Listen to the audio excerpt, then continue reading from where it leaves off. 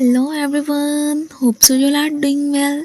ड्रामे की स्टार्टिंग में एक डैड अपनी लिटिल प्रिंसेस को एक प्रिंस की कहानी सुना रहे थे जिसे कि उसके पिता किंग ने मेंशन में ही कैद करके रखा था कि कहीं आने जाने की परमिशन क्या, उसे तो बाहर देखने की भी बिल्कुल इजाज़त नहीं थी।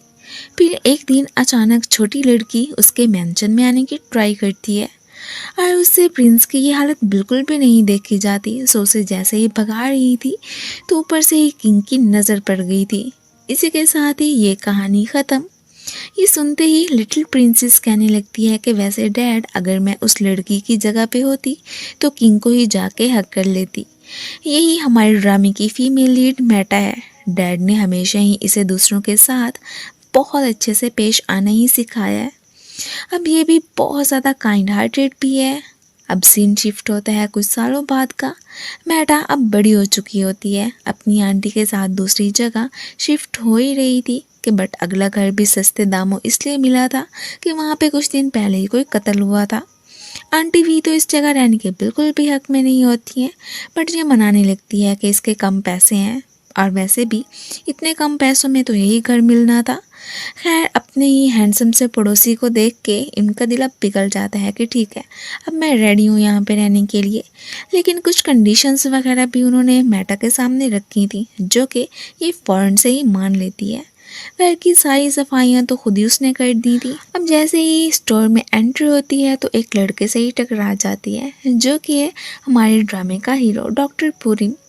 उस बेचारे को तो इसने हॉट कॉफ़ी से जला के ही रख दिया था। फिर जैसे ही पेस्ट लगाने के लिए आगे बढ़ती है तो वो सख्ती से इसे खुद से दूर रहने का ही बोलने लगा था कि इस सिचुएशन में आइस का यूज़ करते हैं ना कि पेस्ट का।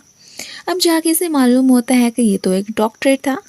घर पे आते ही आंटी को जैसे ही ज़ख्म पे पेस्ट लगाते देखती है तो मना करके आइस ही ला के देने ही लगी थी। आंटी हैरान कि ये लड़की इतनी सियानी कब से हो गई। अब इंट्रोडक्शन होता है हमारे हीरो पूरिम से जो कि जाना माना हार्ट स्पेशलिस्ट है। प्रोफेशन को छोड़ के वैसे भी लड़कियां इसकी हैंडसमनेस की भी बहुत बड़ी दीवानी है। आए दिन लड़की इसे रिजेक्ट होती ही रहती हैं। इवन के इसकी नेबर भी खुद से ट्राइयाँ मार चुकी है। ये तो मेन गेट से उसे टरखा दिया करता है, कभी घर के अंदर लाया ही नहीं और ना ही उसके हाथों का बना खाना खाता है। ऐसे ही फ्रिज में इसने काफ़ी ज़्यादा ही उसका लाया हुआ फूड स्टोर करके रखा हुआ था। वैसे तो पूरम की लाइफ में सब कुछ है बट प्यार नहीं। मॉम रात को कॉल करके इसे फैमिली डिनर में ही आने को बोल रही थी और ये आगे से ओके कह के फ़ौरन से ही कॉल डिस्कनेक्ट कर देते हैं। अब रियल लाइफ का लोनली प्रिंस तो पूरम खुद ही है। बचपन से ही डैड अपनी मर्जियाँ इस पे चलाते रहते थे, बाहर खेलने नहीं जाना है, बस अपनी स्टडीज़ पे फोकस करो, यही ज़्यादा इम्पोर्टेंट है वगैरह वगैरह। और ये चुप करके उनकी सारी बातें ही मान लेता। मेटा का इस नई जगह पे शिफ्ट होने के पीछे एक बहुत ही बड़ा रीज़न था और वो था अपने ग्रैंड पेरेंट्स को मनाना जो कि कब से ही उसके डैड से नाराज़ थे। आज तो उनकी शॉप बंद थी और टहलते टहलते अब इसकी नज़र जैसे ही एक डॉगी पे पड़ती है तो उसे बहलाना ही लग गई थी, बट वो तो इसके पीछे पड़ जाता है। अब घर के बाहर आ गई आंटी भी इसकी हेल्प करती हैं कि मैंने मना किया था कि डॉग से दूर रहना, बट लगता है तुमने ये बात सुनी नहीं। ये तो उनकी डांट डपट तो एक कान से सुन के दूसरे कान से ही निकाल दिया करती है, जैसे जैसे तो कोई फ़र्क ही ना पड़ता हो। घर पे पूरम की मुलाकात अपने कज़न से भी हो गई थी जिसका नाम क्या है ट्राई। ट्राई के पेरेंट्स भी फैमिली डिनर में शामिल थे। अब जब अंकल और आंटी हमेशा ही अपने बेटे को पूरम से कंपेयर किया करते हैं कि वो निकम्मा है और ये कैसे अपनी लाइफ में इतना बड़ा सक्सेसफुल, तो इसे बहुत ज़्यादा ही जेलिसी होती है। अभी तो मॉम के ताने सुनने के बाद ही डिनर किए बगैर वहाँ से चलता बनता है।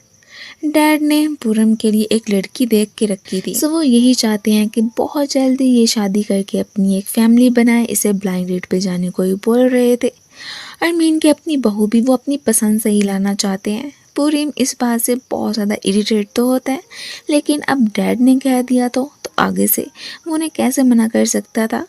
हमेशा से ही इसकी लाइफ को कंट्रोल करके ही रखा हुआ था उन्होंने। ये याद करता है कि कैसे एक दफ़ा ट्रेनिंग करते वक्त पानी में ज़्यादा देर रहने की वजह से इसे कोल्ड हो गया था। इसकी इतनी ज़्यादा तबीयत ख़राब थी कि नैनी ही इसे हॉस्पिटल लेके आई थी और मॉम डैड के पास इसके लिए तब भी कोई टाइम नहीं था। वो बस दूसरों को परफेक्ट ज़िंदगी बनाने के लेक्चर देने में ही बिज़ी। पहले बंदा अपने गिरीबान में तो झांक के देखे, फिर दूसरों को भाषण दे। खैर, इसके डैड तो एक नामी ग्रामी अथर जो थे, जब बेटे को देखने आते हैं तो बस उन्हें इससे ज़्यादा इसकी स्टडीज़ की टेंशन कि ये ठीक हो या ना हो, बस कल इसे हर हाल में स्कूल जाना है। इसे डॉक्टर भी डैडी बनाना चाहते थे और आज ये बन भी गया था। फिर भी कभी डैड से इसने किसी चीज़ की कोई शिकायत नहीं की। अब मेटा जैसे ही अपने घर का कुछ ट्रैश वगैरह फेंकने के लिए आती है तो कोइंसिडेंटली उसकी मुलाकात डॉक्टर पूर्णिम से भी हो गई थी। मीन के वो इसके नेबर में ही रहता है। एक तो उसके हाथ में कोई सस्पिशियस सा शॉपर था और ऊपर से उसके कपड़ों पे भी रेड कलर के कोई दाग धब्बे लगे हुए थे। ये तो उसे सीरियल किलर ही मान लेती है। अब यहाँ पे जैसे मुश्किल में होती है तो डॉक्टर पूर्णिम इसकी चीखें सुनता हुआ हेल्प करने के लिए आ ही गया था। ये तो उल्टा उसे ही हिट कर देती है। यहाँ पे तो उसकी इसने अच्छी खासी दुर्गत बना दी थी। एक तो वो इसकी मदद कर रहा था, ऊपर से ये उसके साथ ऐसा सलूक कर रही थी, तो इसलिए ही वो अब इसे खुद से दूर रहने को ही बोल कर जैसे ही जा रहा होता है तो डॉग की पूप पे ही इसका पाँव आ गया था। और ये देख के मेटा अपनी हंसी पे तो बिल्कुल कंट्रोल कर ही नहीं पाती है। एक पाइप को देख के बेचारा फिर यहाँ पे अपने पाँव को ही धोने लग गया था। अब इसके हैंड पे भी चोट लगी थी गिरने की वजह से, ऊपर से इससे चला भी नहीं जा रहा होता है। तो पूरीम इसे लेके अपने घर ही जाने लगा था। इधर घर पे ही दिखाया जाता है कि आंटी भी मेटा के डैड को देख के बहुत ज़्यादा ही खुश हो रही थी। अब जब वो पूछते हैं कि मेरी बेटी कहाँ पे है तो वो बता देती हैं कि कुछ ट्रैश वगैरह फेंकने के लिए गई थी, थोड़ी देर में ही आ जाएगी। ये तो उसका बहुत अच्छे से ही ट्रीटमेंट वगैरह करता है। एंड देन ये भी कहने लगा था कि वैसे तुमसे चला नहीं जा रहा है तो घर पे मैं तुम्हें खुद ही ड्रॉप कर दूंगा। गाड़ी की कीज लेने के लिए गया ही था तो अचानक ही इसकी नज़र किचन के काउंटर पे पड़ती है, जहाँ पे केक कटा हुआ हाथ देख के अब तो पक्का पक्का इसे लगने लगा था कि पूरिम एक साइको है। अब यही बात जैसे उससे शेयर करती है कि ये सब कुछ क्या है तो पूरिम आगे से इसे एक्सप्लेन करता है कि लगता है कि तुम्हें कोई मिसअंडरस्टैंडिंग हुई है। मैं तो एक केक बनाने की ट्राई कर रहा था जो कि इसे भी टेस्ट करवाता है। यहाँ पे इसे तो इतना ज़्यादा यमी लगता है कि ये तो कहने ही लगी थी कि मुझे पैक करके दे दे, मैं अपने घर ही लेके जाऊँगी। पूरिम के घर के बाहर ही उसी डॉग को देख के, जो कि एक दफ़े इसके पीछे भी पड़ गया था, ये हेलो हाय करती तो है बट वो इसे यहाँ से भगा देता है। जैसे वैसे ड्रॉप करने के लिए आया था तो इसके लिए जो केक उसने पैक किया था वो देना तो बिल्कुल नहीं भूलता है। अपने डैड को देख के जितना कि ये खुश हो रही थी, ये सब कुछ देख के यहाँ पे पूरिम को अपने ही पेरेंट्स की याद आ जाती है। वो बेचारा उदास होता हुआ वहाँ से चलता बनता है। इधर आप इन सब के पूछने पे बता देती है कि कैसे ही एक डॉक्टर ने इसकी मदद की थी और वो तो इसे अपने घर ही लेके गया था, ऐसे मानो कि जैसे कि इसकी उसके साथ फ्रेंडशिप हो गई हो। अब ये अपने ही ग्रैंड पेरेंट्स को मनाने के लिए जा रही थी। इस बात का अंदाज़ा डैड को तो होता ही है। खैर वो कुछ नहीं कर सकते थे कि ठीक है, अगर ये उन्हें मना लेगी तो इससे बेहतर और क्या हो सकता है। वैसे इन्हें तो यकीन था कि वो कभी भी अपने घर के दरवाजे मेरे और मेरी बेटी के लिए बिल्कुल नहीं खोलेंगे। हॉस्पिटल में ही विजिट करने के लिए पूरिम को मॉम आई थी। वो तो यही चाहती हैं कि इनका बेटा अब रिलेशनशिप में आ जाए, लेकिन ये उन्हें मना कर रहा होता है कि अभी इतनी जल्दी क्या है, मेरी केयर करने के लिए आप है ना। ये अपने ग्रैंडपा से मिलने के लिए शॉप पे पहुंच आई होती है और उन्हें खुद से इंट्रोड्यूस भी करवाने लगी थी, बट वो तो इसे अपनी शॉप से ही बाहर निकाल देते हैं। और यहीं पे पूरिम जो कि खाना खाने के लिए आया था, उसकी नज़र पड़ी गई होती है कि आखिर को यहाँ पे क्या चल रहा है। ये बेचारी अपसेट होती हुई फिर पूरम के पास ही आके बैठ जाती है। दोनों ही खाना खाने लगे थे। अब जो सॉसेस वगैरह वो कभी डाला ही नहीं करता है, ये उसे डाल के देती है कि मुझे पता है कि तुम्हें ज़रूर अच्छा लगेगा, मैं अपनी फैमिली के भी अक्सर ऐसे ही सॉसेस वगैरह डाल के दे दिया करती हूँ। अब जैसे ही वो ये खाना टेस्ट करता है तो बस मिनटों में ही उसने ख़त्म ही करके रख दिया था। अब खाने की पेमेंट वगैरह भी मैटर ने कर दी थी और ये सब कुछ सुनते ही पूरिम को तो काफ़ी ज़्यादा अच्छा लग रहा होता है। उसे ये लड़की बहुत ज़्यादा ही क्यूट लगी थी। अब दूसरी तरफ यहाँ में ट्राई को दिखाया जाता है जो कि एक नंबर का फ्लर्टी बॉय है। जैसे ही मॉम की नज़र पड़ती है कि ये तो एक लड़की को अपने घर पे ही स्टे करवाने के लिए ही लेके आया हुआ था, वो तो इसे खूब सारा डांट देती हैं कि ये क्या हरकतें करते फिरते हो, पता नहीं पूरी के जैसे कब बनोगे, तुम्हारा तो ना कोई करियर है और ना ही मुझे कोई फ्यूचर नज़र आ रहा है। ये सारी बातें सुनने के बाद ट्राई को तो बहुत ज़्यादा ही बुरा लगता है। खैर उसने तो फैसला कर लिया था कि जो भी पूरिम को चाहिए वो तो मैं उससे छीन के रहूँगा। उससे बहुत ज़्यादा जेलिस्टी फील करता है।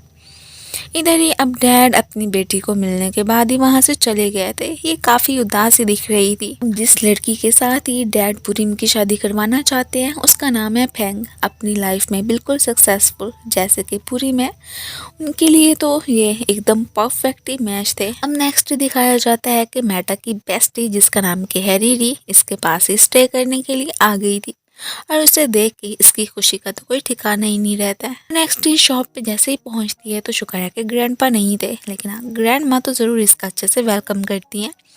ये तो हमेशा ही कुछ चीज़ें वगैरह भी उनके लिए ही फिर रही होती है। यार ग्रैंड माँ तो अपनी पोती को देख के काफ़ी ज़्यादा ही खुश लग रही थी। वो तो कभी भी अपने बेटे से नाराज़ थी ही नहीं, सिर्फ ग्रैंडपा की जिद थी कि वो कभी भी इन्हें अपने घर में आने की इजाज़त नहीं देते थे। ये तो ग्रैंडमा से मिलने के बाद ही वहाँ से चलती बनती है कि आहिस्ता आहिस्ता मैं तो ग्रैंडपा को भी मना ही लूँगी। अब फिर कोइंसिडेंटली ही पार्क में इसकी मुलाकात मेटा से हो ही गई थी। अब वो तो फिर से इसे घर ड्रॉप करने के लिए ही आ गया था। जैसे ही आंटी वी की नज़र पड़ती है तो वो पूछने लगी थी कि क्या ये वही लड़का था जो कि कल भी तुम्हें ड्रॉप करने के लिए आया था। तो ये बता देती है कि हाँ जी बिल्कुल। अब जो मेटा चीज़ें वगैरह लेके आई थी ग्रैंडपा तो खुशी खुशी से ही खाने लगते हैं।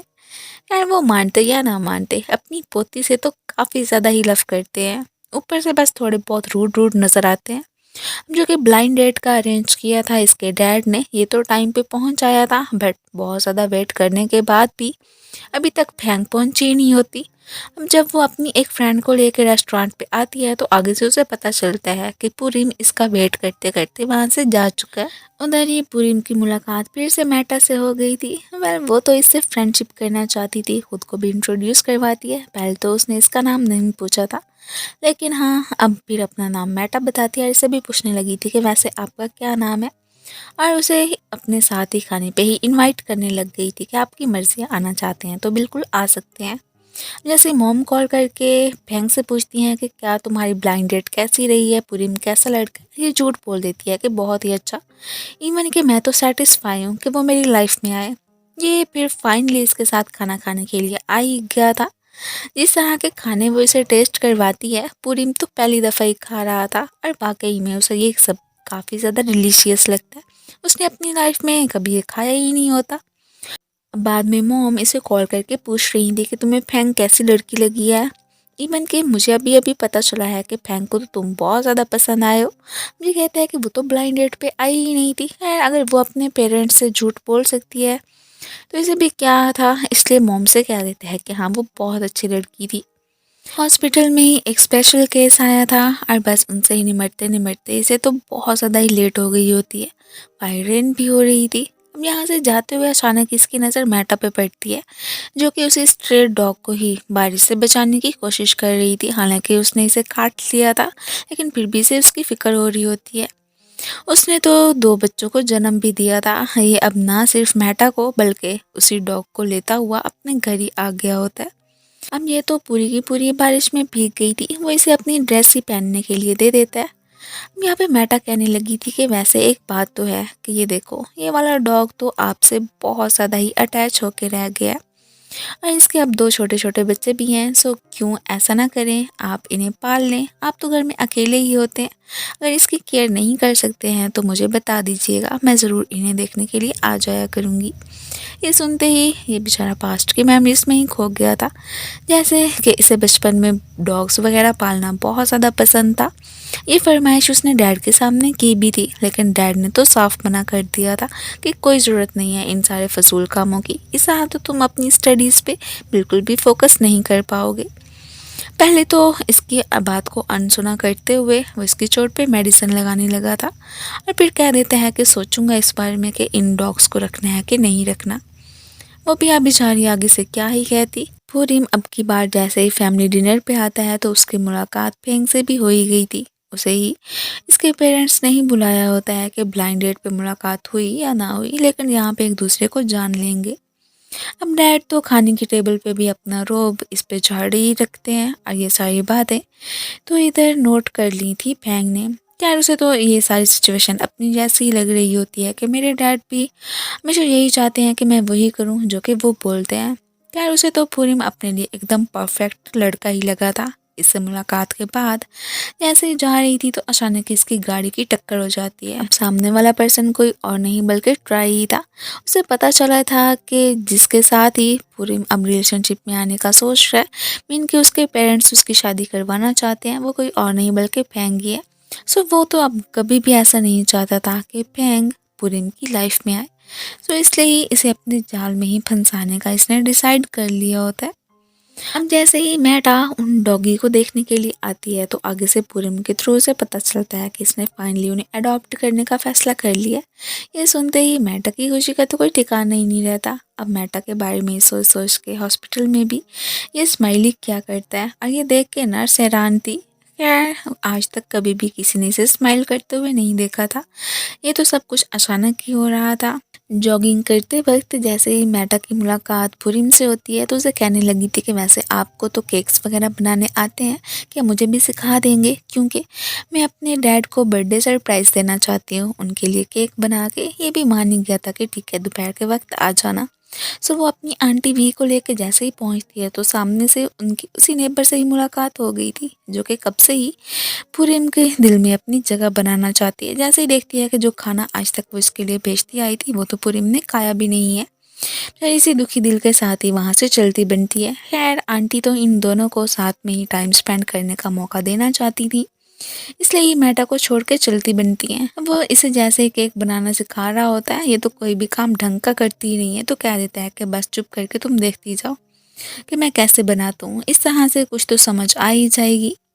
मौका मिलते ही ट्राई फैंग से मिलने के लिए ही आ गया था कि वैसे आपकी गाड़ी को ठीक करवाने के लिए दिया हुआ है, बहुत जल्दी मिल जाएगी। अब जैसे खुद को इंट्रोड्यूस करवाता है कि मैं पूरिम का कज़न हूँ, ये सुन के तो फैंग एकदम सरप्राइज ही रह गई थी।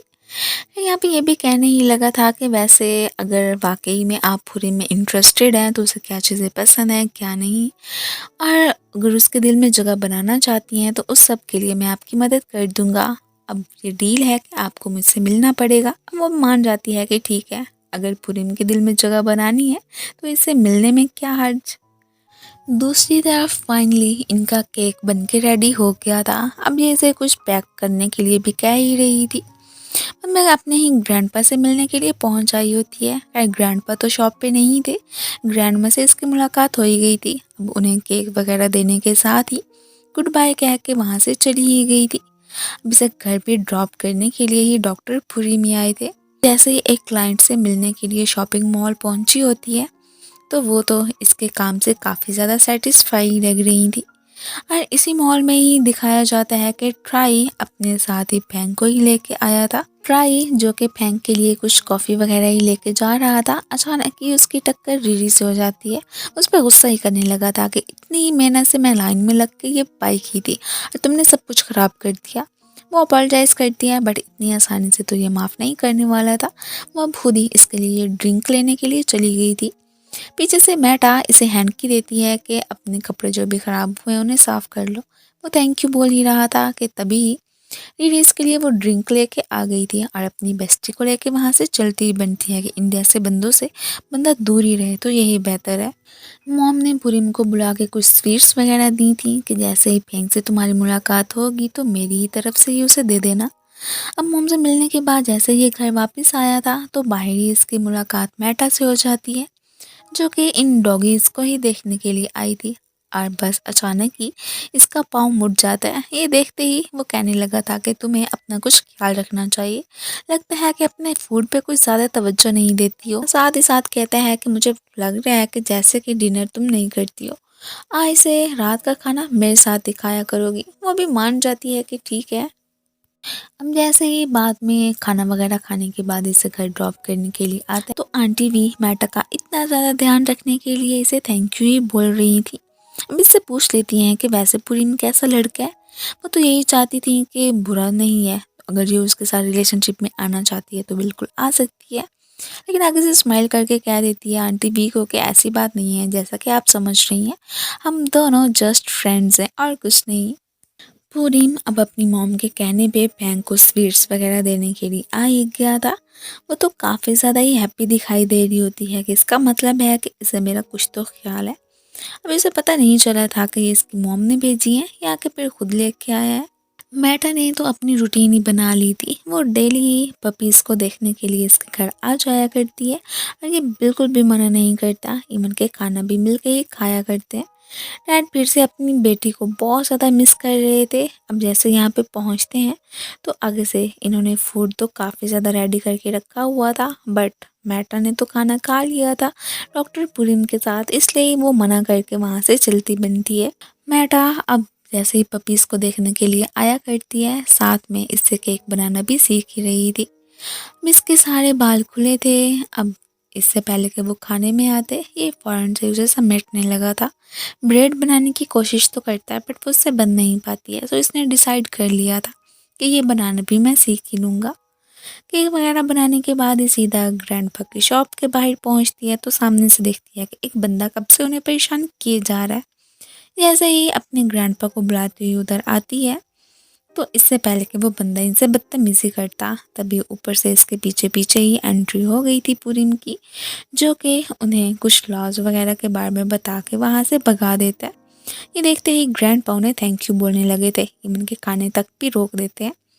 उसके पूछने पे ही इंट्रोड्यूस करवाता है कि मैं तो मेटा का ही बॉयफ्रेंड हूँ। खैर ग्रैंडपा को तो ये काफ़ी ज़्यादा पसंद आया था। इन्हें खाना खाने के बाद ही वहाँ से चलने का कह के अपने रूम में ही चले गए थे। और इधर ये खुश हो रही होती है कि ग्रैंड माँ, मुझे पता है कि एक ना एक दिन ज़रूर ग्रैंडपा हमें एक्सेप्ट कर लेंगे। फिर अगले दिन जैसे तैसे करके पुरीम के घर का एड्रेस वगैरह निकाल कर उससे मिलने के लिए पहुंची हुई थी। सो आगे से इसकी मुलाकात हो जाती है यहाँ पे मेटा से। अब यही सब कुछ देखते देखते ही ऊपर से पुरीम की भी एंट्री हो ही गई थी। ये जैसे ही वहाँ से जाती है तो वो फैंग को भी घर लेके जाने की बजाय एक रेस्टोरेंट पे ही लेके आ गया था कि आज का खाना हम वहीं पे खाएंगे। अब फैंग को तो समझ आ जाती है कि ज़रूर इसके लिए मेटा ही वो लड़की है जो कि इम्पोर्टेंस रखती है, वरना कि ये मुझे अपने घर तो कम से कम लेके जाता। आज के दिन तो बाहरी बेचारी मेटा पुरीम के आने का वेट करती ही रह गई थी। इमरजेंसी होने की वजह से उसे काफ़ी ज़्यादा लेट जो हो गई होती है। अब जैसे ही वहाँ पे पहुँचते हैं तो इसकी हालत ख़राब, इसे फ़ौरन से घर पे लेके आ गया था और अपने घर की कीज़ दे देता है कि अगर मैं फ़र्ज़ करो इमरजेंसी होने की वजह से यहाँ पे नहीं भी होता हूँ, तो जब तुम्हारा दिल चाहेगा इन पपीज़ को देखने के लिए आ सकती हो। वो उस पर इतना तो ट्रस्ट कर रहा था। अगले ही दिन देखते हैं कि जैसे के घर का तो बुरा हाल ही होके रखा हुआ है और ये सारा किया धरा किसी और का नहीं बल्कि मेटा का ही था। खैर यहाँ पे ये तो जस्टिस का ड्रीम था। जैसे ही बाहर आके देखते हैं सब कुछ तो बिल्कुल क्लीन था। जैसे मेटा आती है तो उसे अपने घर के बारे में कुछ रूल्स वगैरह बताने लगा था कि किचन में तो बिल्कुल घुसना ही नहीं है और ना ही घर पे कोई गंदगी वगैरह फैलानी है। वो भी प्रॉमिस कर लेती है कि ठीक है मैं तो यहाँ पे सिर्फ और सिर्फ इन पपीज़ को देखने के लिए ही आऊँगी और फिर चली जाया करूँगी। अब की बार जो पेशेंट पूरीम के पास आई थी वो तो सर्जरी बिल्कुल नहीं करवाना चाहती थी। उनका बेटा तो काफ़ी ज़्यादा परेशान था कि अगर मेरी मॉम सर्जरी नहीं करवाएंगी तो ये कैसे ठीक हो जाएंगी। की बार जैसे ही पूरीम थका हारा घर लौटता है तो सामने से मेटा ही बैठी हुई थी। उसने खाना ही नहीं बनाया था कि तुमने खुद ही तो किचन में घुसने से मना किया था। वो खुद ही उसके लिए सूप वगैरह बना के लाता है। आंटी भी को तो मेटा को लेके बहुत ज़्यादा ही परेशानी हो रही थी कि आखिर को पूरी में एक लड़का ही है, वो चाहे जितना ही अच्छा क्यों ना हो जाए, कहीं वो उसके साथ कुछ गलत ही ना कर दे। खैर डैड को तो कोई चिंता ही नहीं होती है। अब हमें पता चलता है कि उन्होंने पूरीम पे नज़र रखी हुई थी। अब जिस तरह से कि वो इनकी बेटी का ख्याल रख रहा था तो इन्हें अंदाज़ा हो गया था कि वही मेरी बेटी के लिए एकदम परफेक्ट रहेगा। अब वॉक करते करते जाते हुए अचानक ही इसका पाँव दोबारा से ही मुड़ गया था। वो फिर से इसका मसाज करने बैठ गया था। अब यहाँ पे इतने अच्छे फ्रेंड्स बन गए थे कि ये अपनी फैमिली की जो भी बातें वगैरह होती हैं वो पूरीम से डिस्कस वगैरह कर लिया करती है। और ये भी कि कैसे ग्रैंड पेरेंट्स इसके डैड से नाराज़ हैं और इसका काम है उन्हें मनाना। अगले दिन फिर से ही ग्रैंड माँ से मिलने के लिए पहुंच आई थी। अब यहाँ पे ग्रैंड माँ ने कुछ बना के इसे दे ही दिया था कि खुद भी खाना और साथ ही साथ अपने डैड को भी देना। आज के दिन ही खाने पे मॉम ने पूरी साथ साथ पैंक की फैमिली को ही बुलाया हुआ था। ये सारे लोग मिलकर ही खाना वगैरह खाते हैं। इवन के मॉम ने कह दिया था कि वापसी पे पूरी पैंक को ड्रॉप कर देना, बट इमरजेंसी में उसे कॉल आ गई थी। ये जैसे ही वहाँ से जाता है तो ये बात पैंक को बिल्कुल पसंद नहीं आती है। अब जैसे अकेली बैठी हुई थी तो ट्राई की एंट्री हो गई थी, जो कि इसे कह रहा था कि तुम्हारी गाड़ी बन गई है, अगर मेरे साथ चल के देखना चाहती हो तो आ सकती हो। वो भी फ़ॉरेन से आई गई होती है। अब जो गिफ्ट इसने उसके लिए बाय किया था दे देता है कि तुम्हारी मर्ज़ी है कि इसे एक्सेप्ट करना है कि नहीं। वो तो खुशी खुशी ही ले लेती है। पुरीम जैसे ही घर पे आता है तो सामने से देखता है कि मेटा उसके लिए एक लेटर लिख के गई थी और उसके साथ साथ ही एक बंद भी पड़ा था। यही कहती है कि ये ग्रैंडमा ने बनाए थे, तो मैंने सोचा कि क्यों ना आपके लिए भी रख दूँ। डैड तो अपनी मॉम के हाथ का बना हुआ खाना देख के यहाँ पे थोड़े बहुत इमोशनल भी हो जाते हैं और अपनी बेटी को थैंक यू ही बोलने लगे थे कि चलो कम से कम मुझे अपनी मॉम का खाना तो नसीब हुआ खाने के लिए, और ये सब कुछ मेटा की बदौलत ही हुआ था। ये तो हॉस्पिटल में ही ब्रेड बनाना ही सीख रहा होता है और यहाँ पे ट्राई भी करने ही लगा था, वो भी स्पेशली कि मेटा की खातिर। इसका ये वाला बिहेवियर देख के सारे कॉलीग्स ही हैरान हो रहे होते हैं कि आखिर को डॉक्टर बुरीम आपको अचानक हो क्या गया। अब इसे इमरजेंसी में ही कॉल आ गई थी, वही वाली इसकी पेशेंट जो कि अपना ही सर्जरी नहीं करवाना चाह रही होती है। इसे बहुत ज़्यादा परेशानी हो रही होती है कि अगर ये ऐसा नहीं करवाएंगी तो ये कैसे ठीक होंगी। अब इसे जो भी परेशानी होती है ये मेटा से डिस्कस कर लेता है। वो तो यही कहती है कि अपने पेशेंट को कंफर्टेबल फील करवाएं, उसे ऐसे लगे कि जैसे कि बिल्कुल फैमिली और सारी उनकी केयर कर रहे हैं। हो सकता है कि वो सर्जरी के लिए मान जाएंगी। मुझे जानता था कि वो एक एक्ट्रेस हैं और किसी दौर में इसकी मॉम भी एक्ट्रेस रह चुकी थी। सो अपनी मॉम को ही कॉल मिलाता है कि क्या आप हॉस्पिटल आएंगी। अब जैसे ही वो आती हैं तो ये लेडी उन्हें देख के खुश, क्योंकि ये दोनों ही किसी ज़माने में फ्रेंड्स हुआ करती थी। अब तो वो फिर अपने बेटे से इंट्रोड्यूस करवाती हैं कि यही आपका सर्जन है, टेंशन मत लें, आप सर्जरी करवा लें, आपको कुछ नहीं होगा। इवन के जो भी स्टाफ वगैरह था वो भी आके इन्हें इनकरेज करने लगता है कि आपको कुछ भी नहीं होगा, डोंट वरी। फाइनली वो लेडी अपनी सर्जरी करवाने के लिए मानी गई थी। ये ना सिर्फ मॉम को कॉल करके थैंक यू बोलता है कि आपने मेरी मदद किया है, स्पेशली कि मेटा को भी कहने ही लगा था कि तुम्हें जो कुछ भी चाहिए मुझे बता देना, मैं अब की बार ट्रीट मेरी तरफ से ही होगी। वो जो खाना लाने को इसे बोल रही थी ये फ़ौरन से ही लेके जैसे ही घर पे पहुंचता है वो तो टेबल पे ही इसका वेट करते करते सो ही गई थी। वो इसके ऊपर ब्लैंकेट वगैरह उड़ा देता है, इसकी काफ़ी ज़्यादा केयर करने लगा था। आज की रात तो उसने यहीं पे स्पेंड कर दी थी। अगले दिन जैसे उसकी आँख खुलती है तो ये उसके लिए ब्रेकफास्ट बना रहा था। इसे उठा के ही टेबल से नीचे उतारता है। यही सब कुछ देखते हुए मेटा तो उसकी बहुत ज़्यादा ही तारीफ़ करती है कि आप काफ़ी ज़्यादा काइंड है। वैसे ही इतने काम करके आप थक तो जाते ही होंगे ना। यही सब कुछ सुनते हुए वो तो उसका हाथ पकड़ लेता है कि आज तक ये वर्ड्स कभी भी मुझसे नहीं बोले कि मैं कैसा फील करता हूँ कैसा नहीं, बट तुमने पूछा, तुम्हारा बहुत बहुत शुक्रिया। अब दिन ब दिन तो उसके दिल में इसे लेके फीलिंग्स तो और ज़्यादा ही बढ़ती जा रही थी। बैंक तो अक्सर इससे मिलने के लिए हॉस्पिटल ही आ जाया करती है। जैसे ही बाकी फ्रेंड्स ने ये बात नोट की थी यार, उन्हें तो लग रहा था कि जैसे कि हो ना हो जिस लड़की को ये पसंद करता है वो फेंग नहीं है, क्योंकि ये उस लड़की के लिए ब्रेड वगैरह भी सीख रहा है, लेकिन ये तो हाई पोनी टेल ही लगाती है। अब इस बात का जिक्र जैसे ही पुरीम के सामने उसकी फ्रेंड करती है तो ये सुन के वो स्माइल करता हुआ ब्लश करके साइड पे ही जाने लगा था। उसे पता चल जाता है कि ओह, तो इसका मतलब है कि हम लोगों ने बिल्कुल सही गैस लगाया है कि जिस लड़की को तुम पसंद करने लगे हो वो ये नहीं थी। आज के दिन जैसे ये घर पे पहुंचती है तो इसकी अचानक ही नज़र पड़ जाती है उसी नेबर पे जिसका नाम क्या है डाजुन। उसने इसी की जैसी ड्रेसिंग वगैरह ही की होती है कि हो सकता है कि इस तरह से पूरम मुझे पसंद करने लगे, बट वो इसे इग्नोर करता हुआ मेटा को लेके घर पे ही आ गया था। अब फाइनली इसने केक वगैरह बेक करना सीख ही लिया था। आज के दिन ही इसके डैड की बर्थडे होती है।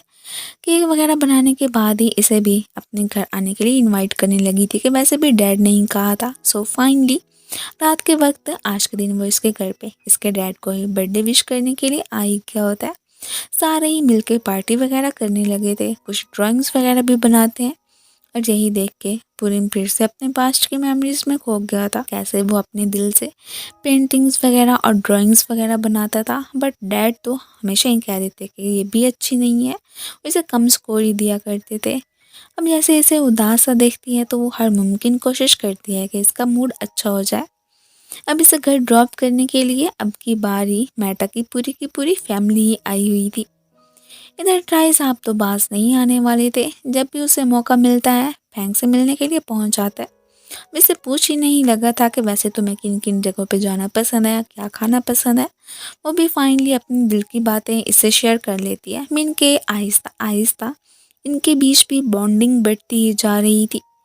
अब ये भी जो भी अपने दिल की बातें होती है उसे शेयर कर लिया करता है, और वो भी अपने मन का बोझ हल्का करने के लिए फैमिली में जो भी सिचुएशंस वगैरह से गुजर रही थी उसके बारे में बता दिया करती है। अब जैसे ही मेटा अपने काम के सिलसिले में कस्टमर से मिलने के लिए जा रही थी तो पूरिम कह देता है कि चलो आज के दिन मैं ही ड्रॉप कर देता हूँ, वैसे भी मुझे छुट्टी ही है।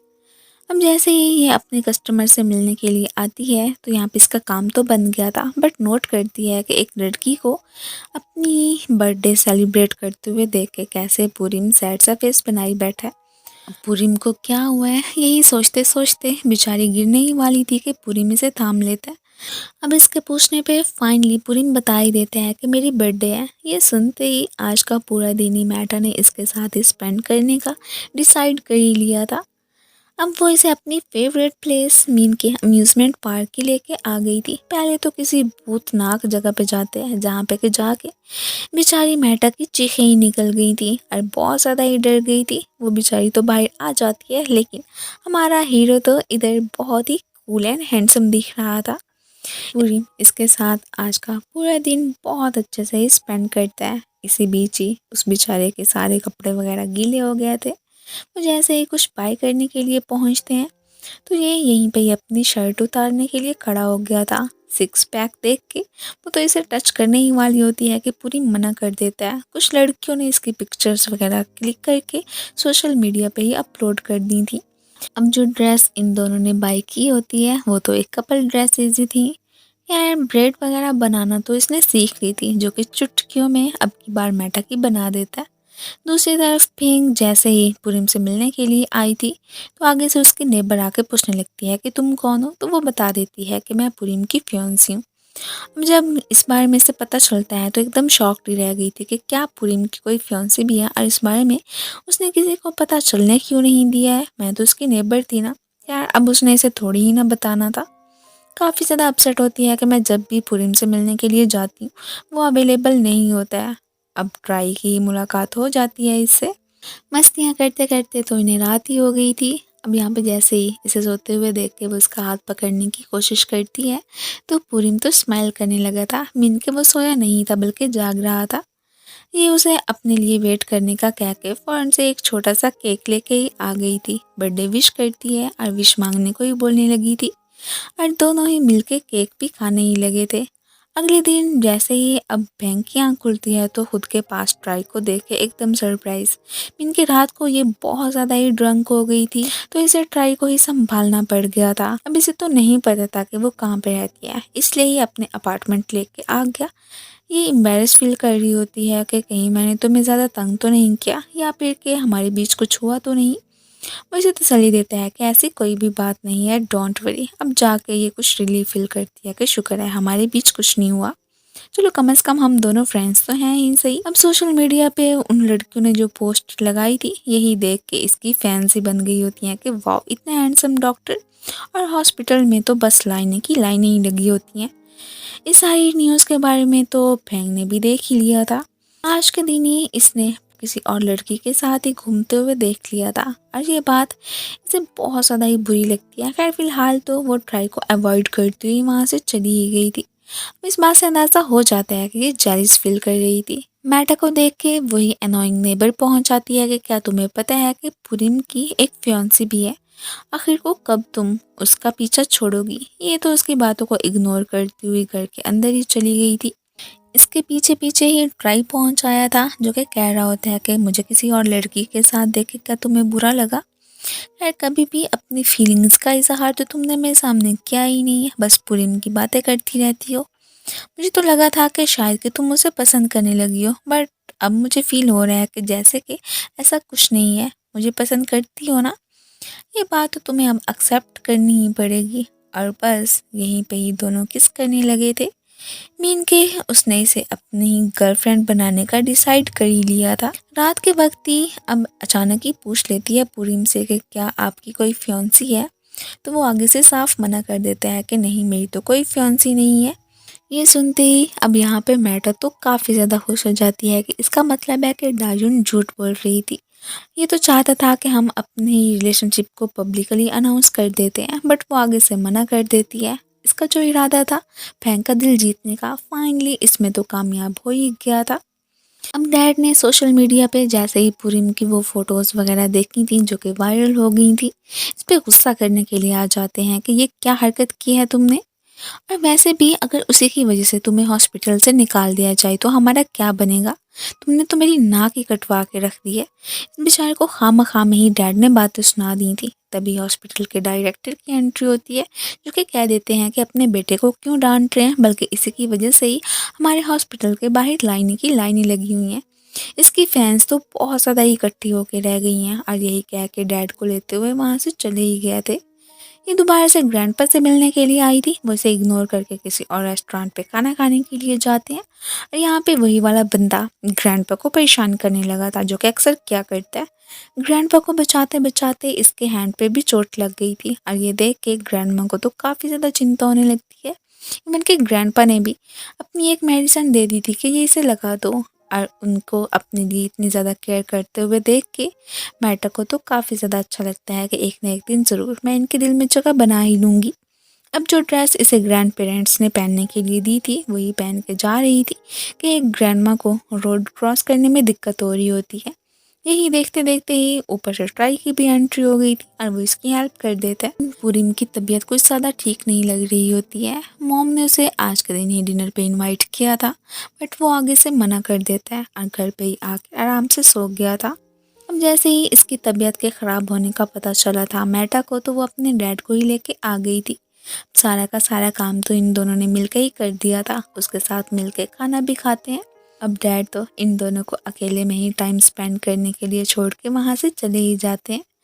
ये तो अब जिस तरह से उसकी केयर कर रही होती हैं तो वो ऐसे ही पूछ लेते हैं कि क्या तुमने कभी अपनी फैमिली बनाने के बारे में सोचा है या फिर के लव के बारे में। ये तो बस चुप करके उसकी बात ही सुनती रह गई थी। अब वो इसका हाथ पकड़ के खुद के क्लोज कर लेता है। यही कहने लगा था कि अगर तुमने लव के बारे में नहीं सोचा है तो अब सोच सकती हो। ये समझने लगती है कि शायद के हो सकता है कि इसकी तबीयत ठीक नहीं है, तो इसलिए ही ऐसी बातें कर रहा है।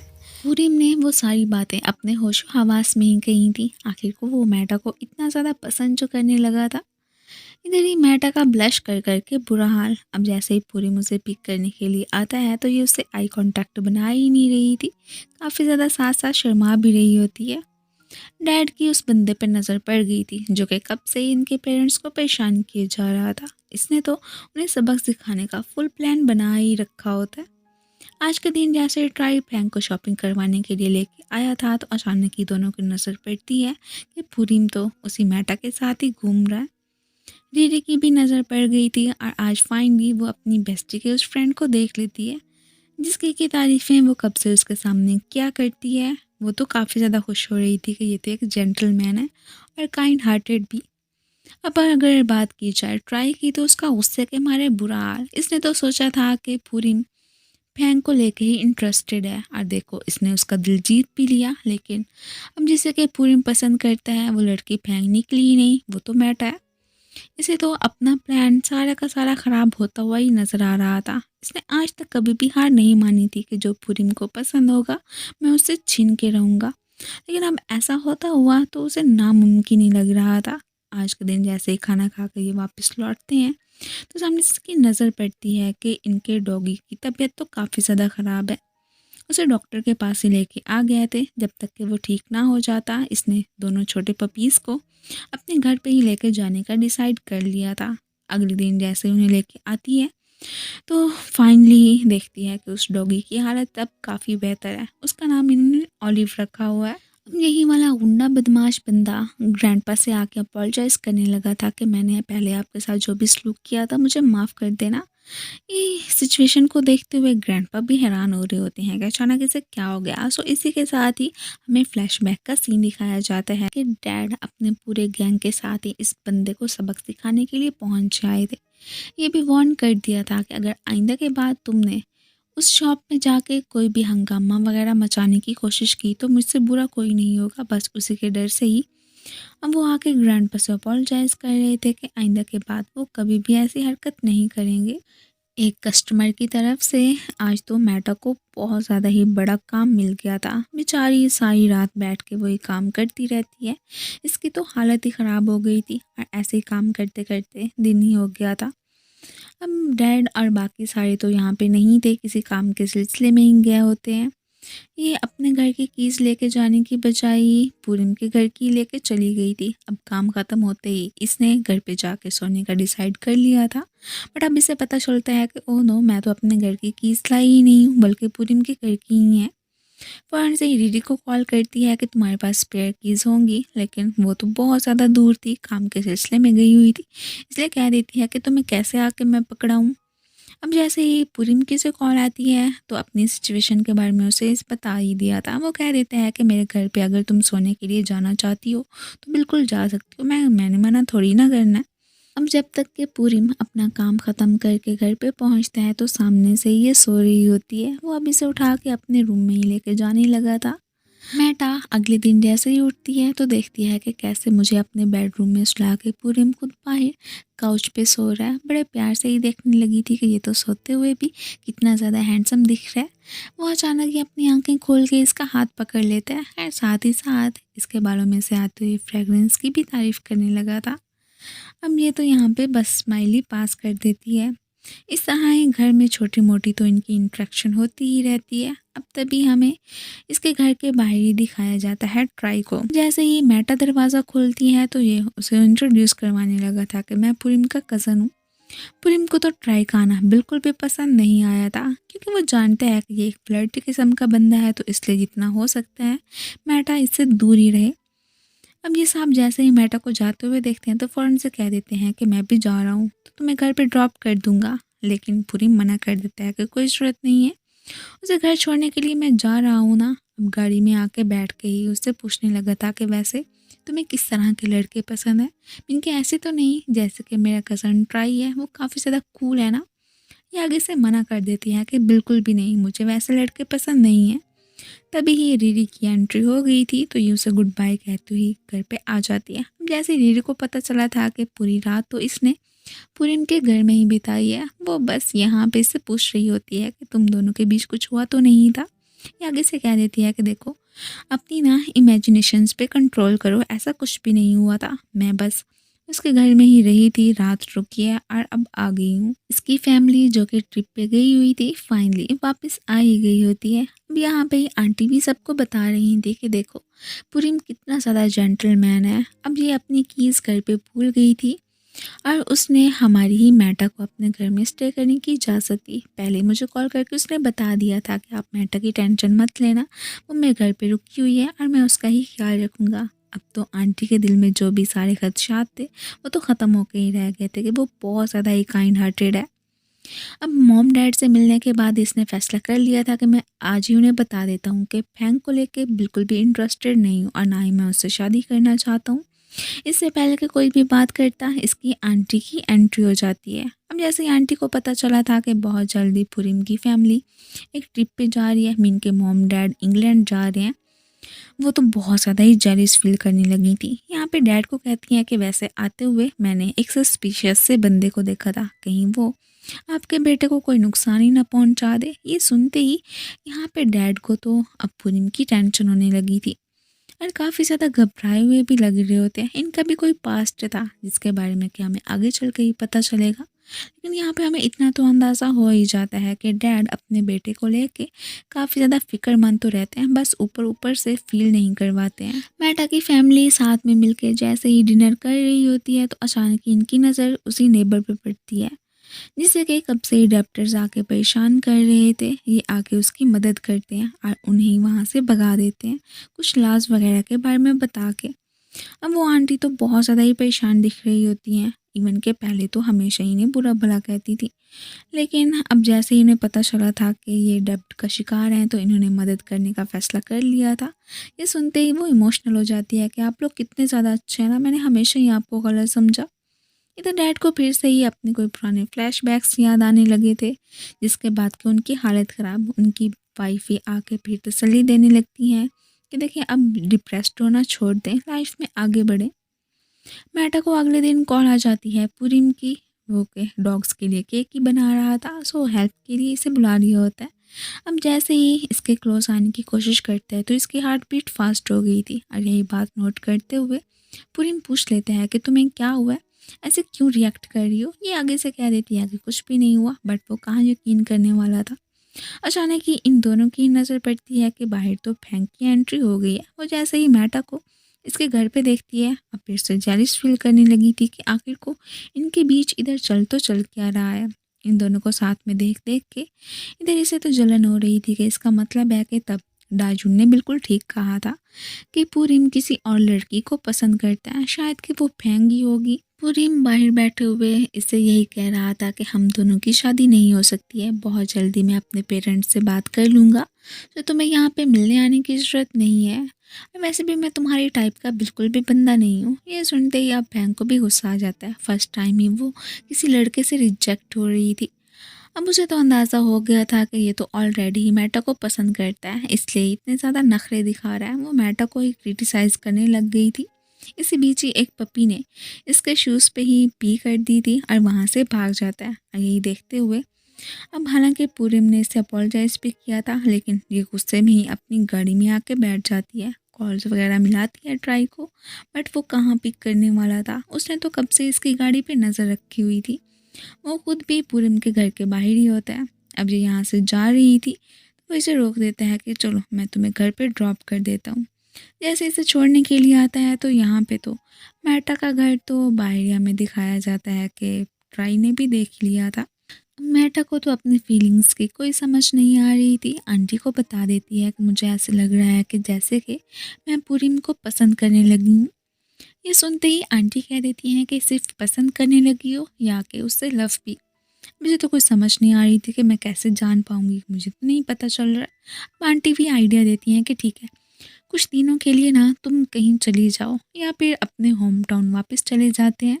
अब उससे दूर रहोगी, उससे बात नहीं करोगी। अगर तुम वाकई में उसे मिस करने लगोगी तो तुम्हें अंदाज़ा हो जाएगा कि तुम उससे लव करने लगी हो। अगर यही बातें जो मैं तुमसे कह रही हूँ मान लो तो बेहतर रहेगा। ये तो फ़ौरन से ही अग्री करती है कि ठीक है। सो नेक्स्ट डे दिखाया जाता है कि ये अपने होम टाउन वापस आ गई थी और मैसेज कर देती है पूरिम को कि कुछ दिन मैं आपसे मिलने के लिए नहीं आ सकूँगी। ये सुनते ही काफ़ी ज़्यादा ही दुखी लग रहा था। अब तो अपने काम पे भी ज़्यादा फोकस नहीं करता है। अब जैसे इसके फ्रेंड्स को पता चला था तो इससे पूछ लेते हैं कि तुम्हें क्या हुआ है। ये बता देता है कि मैं जिसे पसंद करता था वो तो अब कुछ दिनों के लिए ही मुझसे दूर चली गई है। अब वो उस लड़की का ही पूछने लगे थे। अब यहाँ पे तो इसके डैड की जो भी पर्सनैलिटी वगैरह होती है उससे भी आगाह ही होते हैं। यही कहते हैं कि खैर तुम ना अपने पेरेंट्स की बिल्कुल भी परवाह ना करना, जिस चीज़ में ही तुम्हें खुशी मिलती है बस उसे ही चूज़ करना। खैर इसके फ्रेंड्स होते बहुत ज़्यादा ही नाइस हैं। इसके मॉम डैड कनाडा जा रहे थे। ये जैसे ही उन्हें सी ऑफ करने के लिए आता है, फाइनली अब की बार बात कर लेते हैं कि मैं फ्रैंक को पसंद नहीं करता हूँ और ना ही उससे शादी करूँगा, बल्कि वो कोई और लड़की है जिससे कि मैं लव करने लगा हूँ। ये सुनते ही डैड तो एकदम शॉक्ड ही रह गए थे कि कौन सी लड़की है वो, उसके पेरेंट्स क्या करते हैं, अगर वो मुझे पसंद ना आई तो क्या होगा। वेल ये तो डैड से कह देते हैं कि आपको पसंद आए या ना आए, जो मैंने फ़ैसला कर लिया अब की बार तो मैं पीछे बिल्कुल नहीं हटने वाला हूँ। अब डैड हैरान हो रहे होते हैं कि उनके बेटे को आखिर हो क्या गया। ये तो इधर उसे बहुत ज़्यादा ही मिस करने लगा था। खैर पपीज़ की फ़ोटोज़ वगैरह बना के मेटा को सेंड कर देता है। वो तो यही देख के ही खुश हो रही होती है। जैसे ही उसके घर के बाहर आता है, अभी तक नहीं लौटी थी तो अब की बार तो पक्का पक्का इसने उसके होम टाउन जाके उससे मिलने का ही फैसला कर लिया था। ये बेचारी अब वाक़ई में पुरीम को बहुत ज़्यादा ही मिस कर रही थी। डैडी से बात करने के लिए आते हैं। ये तो उन्हें बता देती है कि मैं पुरीम को पसंद करने लगी हूँ। डैड तो यही मशवरा देते हैं कि एक दफ़ा उससे अपने लव की कन्फेशन कर लो। आगे से देखते हैं कि वो तुम्हारी फीलिंग्स की कितनी ज़्यादा केयर करता है। अगर रिजेक्ट भी हो गई तो कोई बात नहीं है, कम से कम तुम उसे लेके सिंसियर तो हो ही सही ना। दूसरी तरफ जैसे ही फैंग को पता चला था कि मुझ तक अप्रोच ट्राई ने जानबूझ के ही हासिल किया है, क्योंकि वो पूरिम को हमेशा ही नाकाम जो देखना चाहता है। ये सब कुछ सुनने के बाद बेचारी बहुत ज़्यादा ही डिसहार्ट होकर रह गई थी। खैर यहाँ पे इनका रिलेशनशिप जो कि अभी स्टार्ट भी नहीं हुआ था, ट्राई ख़त्म कर देते हैं कि आइंदा के बाद ना तो तुम मुझसे मिलोगी और ना ही मैं तुमसे मिलूँगा, और यही कहता हुआ वहाँ से चलता बनता है। ये सब कुछ सुनने के बाद ही इसे बहुत ज़्यादा ही दुख होने लगा था। मेटा से मिलने के लिए पुरीम की एंट्री हो ही गई थी। ये तो उसे देख के बहुत ज़्यादा ही खुश हो रही होती है एंड देन फर्न से पूछ लेती है कि आपके घर में वो जो लड़की फेंग आई थी, क्या आप उसे पसंद करते हैं? ये तो आगे से साफ मना कर देते हैं कि बिल्कुल भी नहीं। इससे पहले कि मेटा कुछ भी बोलती, पुरीम ने खुद ही इससे अपने लव की कन्फेशन कर दी थी। यही बता रहा होता है कि मैंने अपनी लाइफ में बहुत सारी चीज़ों पे कॉम्प्रोमाइज़ किया है, बट अब की बार तुम पे बिल्कुल नहीं करूँगा। और यही कहने के साथ ही जब वो इसे किस करता है, तो ये सारा सीन तो अब यहाँ पे मेटा की फैमिली देख ही रही थी। उन्हें तो इन दोनों के लिए खुशी हो रही होती है। पूरी मेटा से डेट करना चाहता था, इस बात की परमिशन उसने डैड से ले ही ली थी और वो कब कहाँ मना करने वाले थे। उल्टा खुशी हो रहे होते हैं कि बिल्कुल, बल्कि अब मेरी जगह पे मेरी बेटी का तुम ही ख्याल रखना। ये उन्हें गुड बाय कह के अब वापस ही जाने लगा था। नेक्स्ट डे जैसे ही स्माइल करता हुआ हॉस्पिटल में पहुंचता है तो इसके फ्रेंड्स देख के हैरान। अब उनके पूछने पे बता देता है कि मैं जिसे पसंद करता था फाइनली उससे अपनी फीलिंग्स कन्फेस कर ली हैं, अब वो मेरी गर्लफ्रेंड है। ये सुनते ही इस बात की सबसे ज़्यादा खुशी तो इसके फ्रेंड्स को ही हो रही थी कि फाइनली तुमने कोई तो डिसीजन लिया ही सही। ग्रैंडपा भी अपनी पोती को बहुत ज़्यादा ही मिस कर रहे होते हैं कि इतने दिन हो गए वो हमें विजिट करने के लिए क्यों नहीं आई। इसी बीच ही नीचे गिरने की वजह से उन्हें चोट भी लग गई थी। अब जैसे ही ग्रैंडमा ने इस बारे में मेटा को बताया था, वो तो भागती भागती ग्रैंडपा को देखने के लिए आ ही चुकी होती है और इसे देख के ही यहाँ पे इनकी खुशी देखने लायक। अब तीनों ही मिलकर खाना भी खाने लगे थे। बाद में कॉल करके बता देती है कि वैसे ग्रैंडपा गिरने की वजह से जो चोट लगी थी बस उसी वजह से ही मैं तुमसे मिलने के लिए नहीं आ पाई, वरना कि मैं सिटी वापस आ चुकी हूँ। ये सुनते ही अब वो ना सिर्फ इसके ग्रैंडपा का हाल चाल पूछने लगा था, यही कहता है कि कल मैं एक बहुत ही अच्छे से डॉक्टर को जानता हूँ, हम मिलकर ही ग्रैंडपा को उधर लेके जाएंगे। आज की रात ही इसने ग्रैंड पेरेंट्स के यहाँ ही स्टे करने का डिसाइड कर लिया था। रात को इसे सोते हुए ऐसे ही ग्रैंडपा ब्लैंकेट उड़ा के जाते हैं, ये तो जाग ही रही थी, इसे बहुत ज़्यादा अच्छा लगता है। अगले दिन मिलके ही अपने ही ग्रैंड पेरेंट्स के साथ ब्रेकफास्ट भी कर रही होती है। यही सारा सीन तो चोरी चोरी खड़े डैड भी देख ही रहे थे। एक्चुअली में उन्होंने ही अपनी बेटी के साथ मिलकर ये सब कुछ बनाया था। उनके सामने तो नहीं आ सकते थे कि ऐसे ही खामखा में मॉम डैड मुझ पे गुस्सा करेंगे। उनकी नाराज़गी तो अभी तक ख़त्म हुई ही नहीं थी। बाद में पुरिम्पी ने विजिट करने के लिए आता है। ग्रैंडपा हॉस्पिटल जाना नहीं चाहते थे और ये ज़बरदस्ती उन्हें वहाँ से लेके जा ही रहे होते हैं। यहाँ पे ग्रैंडमा की नज़र अपने बेटे पे पड़ गई थी और उन्हें देखते ही ये इमोशनल हो जाते हैं। वेल ग्रैंडमा तो अपने बेटे से नाराज़ बिल्कुल नहीं थी, बस ग्रैंडपा की वजह से ही चुप रहती हैं। आज उन्हें मौका मिल गया था इनसे मिलने का। ग्रैंडपा को जैसे ही कुछ टेस्ट वगैरह करवाने के लिए साइड पे लेके जाया जाता है तो ये खाना खिलाने के लिए ही मेटा को कैफ़े पहुंचाया था। अब जैसे ही बाकी सारे इसके कॉलीग्स की नज़र पड़ती है तो वो फ़ौरन से ही मेटा के पास आके ही बैठ गए थे। ये तो उसे अपने क्लोज कर लेता है।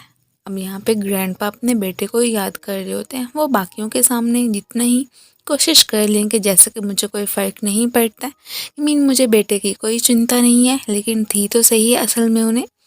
और यहीं पे ही थोड़े बहुत इमोशनल भी हो गए थे। उन्हीं की टेंशन ले ले के पता नहीं वो किस हाल में है, कैसी लाइफ गुजार रहा है। इनकी तो दिन ब दिन कंडीशन ही ख़राब भी होती जा रही होती है। अब बाद में ही खाना वगैरह मेटा के साथ मिलके ही पुरिम ने बनवा दिया था। ग्रैंडपा तो इससे काफ़ी ज़्यादा ही खुश लग रहे होते हैं। अब यहाँ पे इन्हें किसी फेस्टिवल का ही बताने लगे थे, जिसके बाद ही सीधा मेटा इसे लेके वहाँ पे पहुँच आई होती है। वो जैसे इसे एक छोटा मोटा सा गिफ्ट देता है, उसी से ये खुश हो गई थी। खैर उसकी तरफ से जो कुछ भी मिलता था ये तो हैप्पीली एक्सेप्ट कर ही लिया करती है। अब बारी आ जाए ट्राई की तो वो साहब अब मेटा कहाँ पे होती है उसके बारे में जानने के लिए अक्सर अपने कज़न के यहाँ ही आ जाया करता है। ये तो उसे वार्न करने लगा था कि मेरी गर्ल से दूर रहना, मैं जानता हूँ कि तुम किस मिशन पे हो। जो भी मेरे क्लोज आती है हर दफ़ा तुम्हें उसे हड़प लेते हो। अब की बार तो वो बिल्कुल ऐसा नहीं करने वाला था।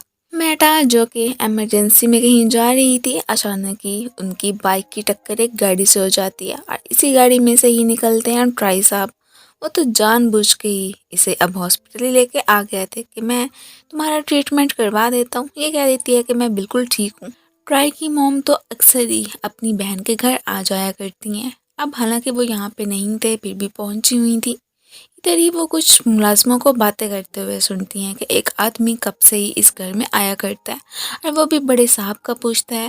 ये सुनते ही इसे तो थोड़ा अजीब सी बात लगती है कि आखिर को सारा मामला क्या है। जैसे ही इनकी नज़र उस पर्सन पर पड़ती है तो ये बस उसे रोक के सारी बात का ही पूछने लगी थी। डैड तो चोरी चोरी ग्रैंडपा को देखते तो रहते ही हैं, लेकिन अभी भी उनसे जाके बात करने की बिल्कुल भी हिम्मत नहीं हुई थी। आज ट्राई ने जो भी किया था जानबूझ के इस बारे में इसने पूरिम को मैसेज कर दिया था और अपनी चोट की फ़ोटोज़ वगैरह भी सेंड कर दिया। वो तो भागा भागा इसे देखने के लिए पहुंच आया होता है। बातों ही बातों में पूरिम डैड से पूछ ही लेता है कि वैसे आपके पेरेंट्स आपसे क्यों नाराज़ हैं। तो डैड कह देते हैं कि बस मुझसे गलती हो गई थी, उसकी वजह से ही वो आज तक मुझ पे गुस्सा है। वैसे भी मैं जानता हूँ कि एक ना एक दिन ज़रूर वो अपनी नाराज़गी ख़त्म कर ही लेंगे। यही कह रहे होते हैं कि हर पेरेंट्स का अपनी औलाद के लिए प्यार दिखाने का तरीका थोड़ा अलग होता है। मेरे पेरेंट्स तो हमेशा यही चाहते हैं कि मैं एक अच्छी सी फैमिली बनाता, मेरा भी करियर होता, कोई अच्छा फ्यूचर बनता, लेकिन शायद कि मैं उनकी एक्सपेक्टेशंस पे पूरा नहीं उतरा था। मुझे यकीन है कि एक ना एक दिन ज़रूर मेरी मेहनत रंग लाएगी और वो अपने ही घर के अंदर मुझे आने की इजाज़त दे देंगे।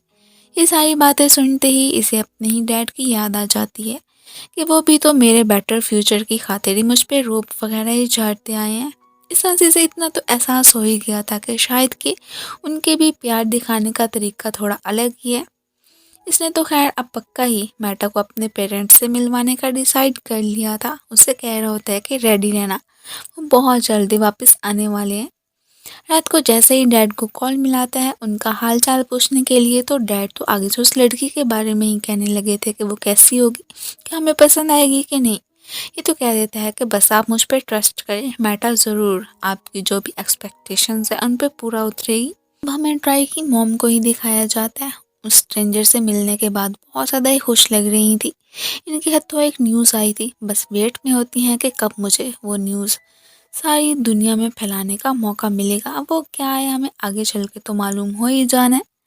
हॉस्पिटल में ही फैंग डॉक्टर पूरिम को विजिट करने के लिए आई थी। वो तो अब पछता ही रही होती है कि काश मैंने अब ट्राई की जगह तुम्हें ही चूज़ किया हो। मुझसे अपोलोजाइज भी कर रही होती है कि तुम्हारी पीठ के पीछे मैं तुम्हारे कज़न के साथ ही हैंग आउट किया करती थी। खैर वो तो आगे से इट्स ओके कह देता है कि जो होना था वो तो हो गया। ये पूरिम के हाउस से जैसे ही वापस जा रही थी तो इसकी मुलाकात ट्राई से हो गई थी। वो तो इसे घर ड्रॉप करने की बात करता है, लेकिन ये इतनी आसानी से तो नहीं जाने वाली थी। वो फ़ौरन से पुरिम को कॉल मिला देता है। पुरिम कह देता है कि वैसे है तो मेरा कज़न अनोइंग, लेकिन अगर वो तुम्हें लिफ्ट दे रहा है तो जा सकते हो। मुझे यकीन है कि वो तुम्हारे साथ कुछ भी उल्टा सीधा नहीं करेगा। ये सुनते ही अब ये थोड़ा रिलीफ फील करती है कि चलो ठीक है। अब अगर पुरिम ने कह दिया है तो उसके मना कैसे कर सकती थी। अब आज के दिन ही मेटा के डैड से भी इसकी मुलाकात हो गई थी। खाना खाने के बाद ये वहाँ से साहब जाते हैं।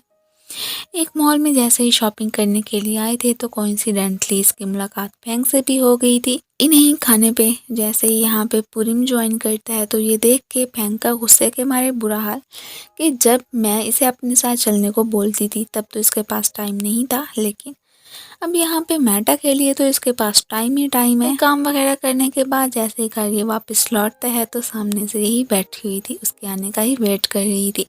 यहाँ पे पुरिम को तो खुशी ही होती है कि अगर मैं घर पे नहीं होता हूँ तो पपीज़ वगैरह को ये संभाल लेती है। दोनों ही मिलके केक वगैरह ही बनाने लगे थे।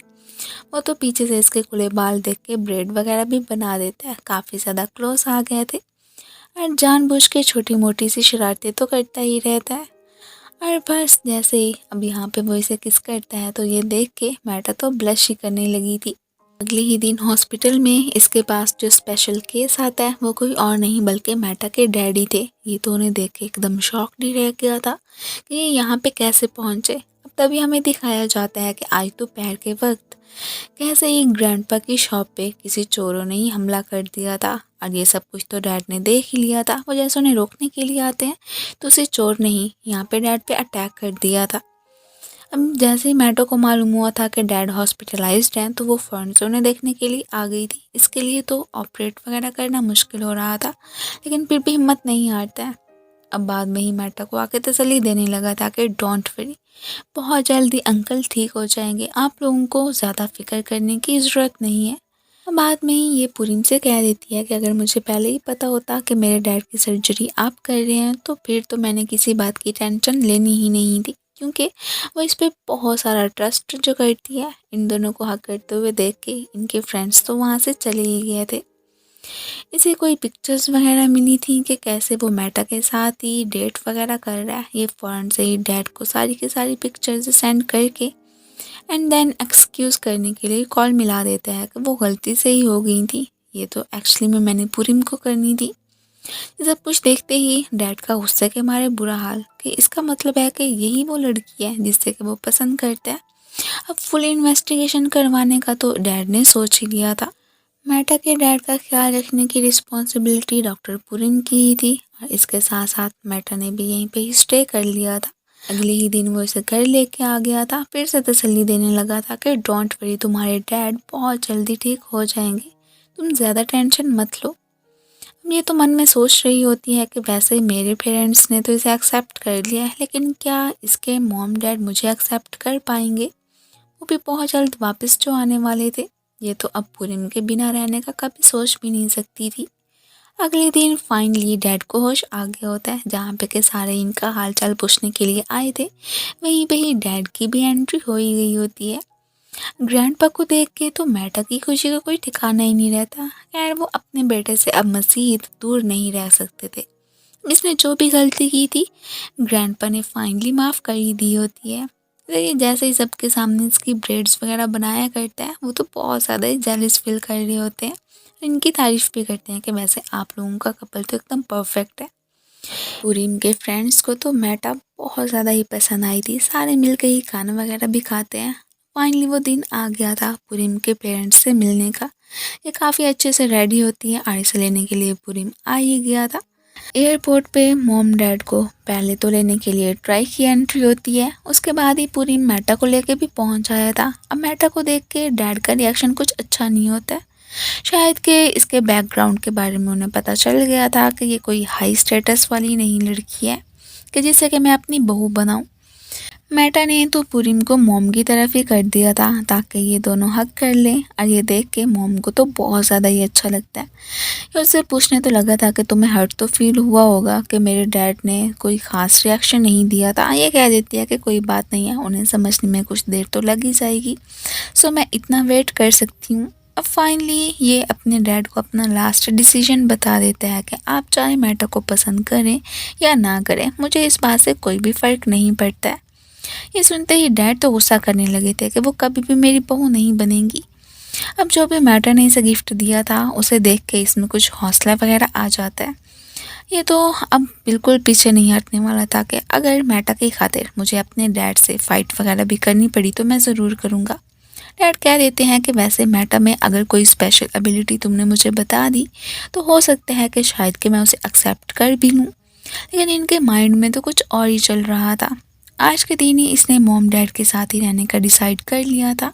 ये तो मॉम से पूछना चाहता था कि वैसे मैटा आपको कैसी लगी। वो तो यही कह देती हैं कि अगर तुम्हारे डैड ने तुम्हारी शादी के लिए हाँ कर दी तो मुझे भी कोई एतराज़ नहीं होगा, मैं तो बस उनके जवाब के ही इंतज़ार में हूँ। यहाँ पे डैड कह देते हैं कि 2 वीक्स में मेरी बर्थडे आने वाली है तो पार्टी का अरेंज कर लेना। ये सुन के तो वो भी एकदम हैरान ही रह गई थी कि क्या आए से पहले तो आपने कभी भी ऐसी कोई फरमाइश नहीं की है। फिर यहाँ पे डैड जो भी खिचड़ी पका रहे थे आगे चल के तो हमें पता चल ही जाना है।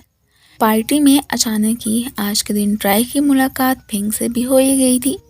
वो तो इसके साथ अपना रिलेशनशिप दोबारा से स्टार्ट करना चाहता था। वैसे भी मॉम ने इस पे दबाव डाला हुआ था कि मेरी बहू हर हाल में पैंग बननी चाहिए, उसके अलावा कोई और नहीं। लेकिन ये तो साफ मना कर देती है कि अब हमारे बीच कुछ नहीं रहा है, जो हुआ सो पास्ट में हुआ, मैं तुमसे कोई भी रिलेशनशिप नहीं रखना चाहती हूँ। यहाँ से वापसी पे लिफ्ट में ही एक आदमी से रोता हुआ देख के हैंड की ही देने लगा था। उसे तो इधर इसकी पर्सनैलिटी काफ़ी ज़्यादा ही पसंद आई थी, ऐसे मानो कि उसे फर्स्ट साइट ही फेंग से लव हो गया। ट्राई की मॉम आज जैसे इन्हें विजिट करने के लिए आती हैं तो यहाँ पे देखती हैं कि एक और लड़की अक्सर ही मेरी बहन के हस्बैंड के साथ काम करने के लिए आया करती है। ये तो अपनी बहन को साफ साफ वार्न करने लगी थी कि अपने हस्बैंड पे थोड़ी बहुत तवज्जो देना, ये ना हो कि बाद में तुम्हें पता चले कि तुम्हारी तो एक मिस्ट्रेस भी है। ट्राई तो अक्सर ही अब मेटा के घर विजिट करने के लिए आ जाया करता है। यहाँ पे मेटा भी उसे देख के खुशी हो रही थी। बेचारे को अपनी फैमिली से लव नहीं मिलता है ना, तो वो बस खुद को ही वार्म फील करवाने के लिए इसकी फैमिली के पास आ ही जाया करता है। डैड ने तो फिर इसे अपने साथ खाने पे ही इनवाइट कर लिया था। इधर ये साहब जिसका नाम क्या है फारस, वो तो अपने लव की कन्फेशन फेंग से कर देता है कि तुम्हारे फिर मुझे लेके क्या इरादे हैं। वो पहले ही धोखा खा चुकी थी, खैर अपनी लाइफ की न्यू शुरुआत भी करना चाहती थी, तो कह देती है कि वैसे ही एक दफ़ा ट्राई करने में क्या हर्ज, उसने भी इसकी गर्लफ्रेंड बनने का डिसाइड कर ही लिया था। मेटा कोई भी बात पूरिम से छुपाती ही नहीं है। अब जो कि इसे ट्राई विजिट करने के लिए आता है उसके बारे में भी इसने बता ही दिया था। खैर यहाँ पे तो वो उस पर पूरा पूरा ही ट्रस्ट करता है। यही कहने लगा था कि मेरे डैड की बर्थडे आने वाली है तो तुम ज़रूर आना। बाकी आंटी वी से आके इसने बात कर ली थी कि मैंने इसे अपने डैड की बर्थडे में लेके जाना है, सो इसे आप रेडी कर दीजिएगा। अब जैसे ये तैयार होके आती है तो काफ़ी ज़्यादा ही प्रीटी लग रही थी। यहाँ पे हमारे हीरो तो उससे नजरें हटा ही नहीं पाता। सो दोनों ही अब वहाँ से जाने ही लगे थे। नेक्स्ट ही हमें पार्टी का सीन दिखाया जाता है। ये जैसे ही मैटो को वहाँ पे लेके आता है, उसने तो एक छोटा सा गिफ्ट भी प्रिपेयर किया हुआ था। डैड को तो बिल्कुल पसंद नहीं आता है, खैर फिर भी वो अपनी वाइफ को इसे लेने को ही बोलने लगे थे, वो भी ले लेती हैं। मैटा पूरी की मॉम से मिलके स्पेशली बहुत ज़्यादा ही खुश लग रही होती है। वो एक्ट्रेस थी और इसकी पूरी की पूरी फैमिली इनकी फ़ैन जो होती है। यहाँ पे डैड ने तो इसे रोक दिया था कि हमारे गेस्ट वगैरह आ रहे हैं, सो तुम उनसे मिल लेना। ये जैसे साइड पे जाती है तो ट्राई इसे कंपनी देने के लिए आ गया था। इसी बीच ही एक वेट्रेस ने इसकी सारी की सारी ड्रेस गंदी कर दी थी और ये भी कह रही होती है कि वैसे प्लीज़ मुझे माफ़ कर देना, वरना कहीं इन लोगों ने मुझे जॉब से फायर कर देना है। और जो भी अपनी वेट्रेस वाली ड्रेस होती है लाके इसे पहना देती है कि मेरे पास एक एक्स्ट्रा यही है, बाकी मैं वॉश करके तुम्हें वापस कर दूँगी। यहाँ पे मोम बहुत ज़्यादा ड्रंक हो गई थी और जैसे अपने बेटे को कोस रही होती हैं कि तुम ज़िंदगी में कुछ नहीं कर पाओगे वगैरह वगैरह। ये सारी बातें ही मैटर ने सुननी थी। उसे तो ट्राई के लिए बुरा लग रहा होता है कि बेचारा कितनी ज़्यादा बुरी सिचुएशन से गुजरता है ना। इसे टेंशन हो रही थी कि पता नहीं कब से ही डैड ने मुझे यहाँ पे बांध के रखा हुआ है, आखिर को मैटा कहाँ पे चली गई है, मुझे उसका पता करना चाहिए। ये बेचारी जैसे ही ड्रिंक्स लेकर जा रही थी तो जानबूझ गई उसी वेट्रेस ने इसे धक्का दे दिया था। इससे पहले कि नीचे गिरती तभी आके पूरी में से बचा लेता है। खैर ये सारा किया धरा किसी और का नहीं बल्कि डैड का ही था। उन्हें पता जो चल गया था कि इसकी फैमिली का बैकग्राउंड कुछ ज़्यादा अच्छा नहीं है, वो सबके सामने इसकी इंसल्ट करना चाहते थे। पूरी तो उन पर बहुत ज़्यादा ही भड़क जाता है कि ये क्या बात हुई, कोई यहाँ पे आए हुए गेस्ट के साथ ऐसे कैसे कर सकता है। डैड यहाँ पे मेटा की फैमिली को क्रिटिसाइज कर ही रहे होते हैं कि तभी आंटी वी आ जाती हैं। वो तो कभी भी नहीं चाहती थी कि ये उनकी बच्ची के खिलाफ कुछ भी बोले, वो बहुत ज़्यादा ही भड़क गई थी। खैर मेटा उन्हें काम डाउन रहने को बोलती है और फ़ौरन से इस साइड पे ही लेके आ जाती है। यही कहने लगी थी कि हमसे ज़्यादा पीटी तो वो लोग हैं, देखें अब मेरी वजह से ही पूरिम को अपने डैड से फाइट करनी पड़ेगी और उसकी मॉम को कितना दर्द सहना पड़ेगा कि उनके हस्बैंड और साथ ही साथ उनके बेटा एक दूसरे से नाराज़ हैं। पता नहीं क्या बनता है। वैसे भी आंटी भी इन सारी बातों को छोड़ देना मेरे लिए सबसे ज़्यादा इम्पोर्टेंट पूरी में। अगर वो मुझसे लव करता है तो इससे बढ़ के और क्या हो सकता है। आंटी वी को अब गुस्सा आ रहा था ट्राई पे कि उसे ही हमारी सारी हालात के बारे में पता था, तो ज़रूर हो सकता है कि उसे नहीं बताया होगा डैड को कि हम लोग क्या हैं, हमारा स्टेटस क्या है। ये कह देती है कि नहीं ऐसी बात नहीं हो सकती। अगर ट्राई ने बताया भी होगा कि वो कौन से अच्छे हालात से गुजर रहा है, वो देखिए उसकी मॉम हर दफ़ा उसे पूरिम से कंपेयर करती रह जाती हैं। शायद कि हो सकता है कि वो बेचारा जेलिस फील करता होगा तभी उसने कह दिया, लेकिन आप उससे नाराज़ मत हो, उसे भी तो एक फैमिली चाहिए ना। अगर वो हमारे पास कुछ देर के लिए आ जाया करता है तो हम उसे रोक तो नहीं सकते। मेटा की बातें सुन के उसे तो बहुत ही अच्छा लगने लगा था कि शायद कोई तो है जो कि मुझे समझता है। अब ये सारी बातें मेटा की तो मॉम ने भी सुनी ली होती हैं। खैर वो तो अपने बेटे को हर हाल में सपोर्ट करने वाली थी कि अगर वो इस लड़की से लव करता है तो मैं इनके रिश्ते में बिल्कुल नहीं आऊँगी। पहले तो ये आके अपोलोजाइज़ कर दिया कि अगर आंटी वी ने कुछ गलत कह दिया आपको को तो हमें माफ़ कर देना, और पूरिम को डैड का ख्याल रखने का कह के वहाँ से आंटी वी को लेती हुई चली ही गई थी। इसके बाद ही मॉम भी पूरिम से कह देती हैं कि मुझे घर जाना है, चलो बाकी सारी बातें वहीं पे कर लेंगे। जैसे ही डैड पार्टी से वापस आते हैं, पूरिम अपने गुस्से पे कंट्रोल नहीं कर पाता है कि आज तक मैंने आपसे कुछ नहीं मांगा है, बस यही कह रहा हूँ ना कि मैं जिस लड़की से लव करता हूँ उसी से ही शादी करूँगा। तो आप यहाँ पे क्यों ज़्यादा गुस्सा कर रहे हैं, और आज ये सब कुछ करने के पीछे आपका क्या रीज़न था? उस बेचारी को सबके सामने ही ज़लील करना चाहते थे आप। इनका वो अब बिल्कुल भी चुप नहीं रहने वाला था। पहले उसने बहुत बर्दाश्त कर लिया।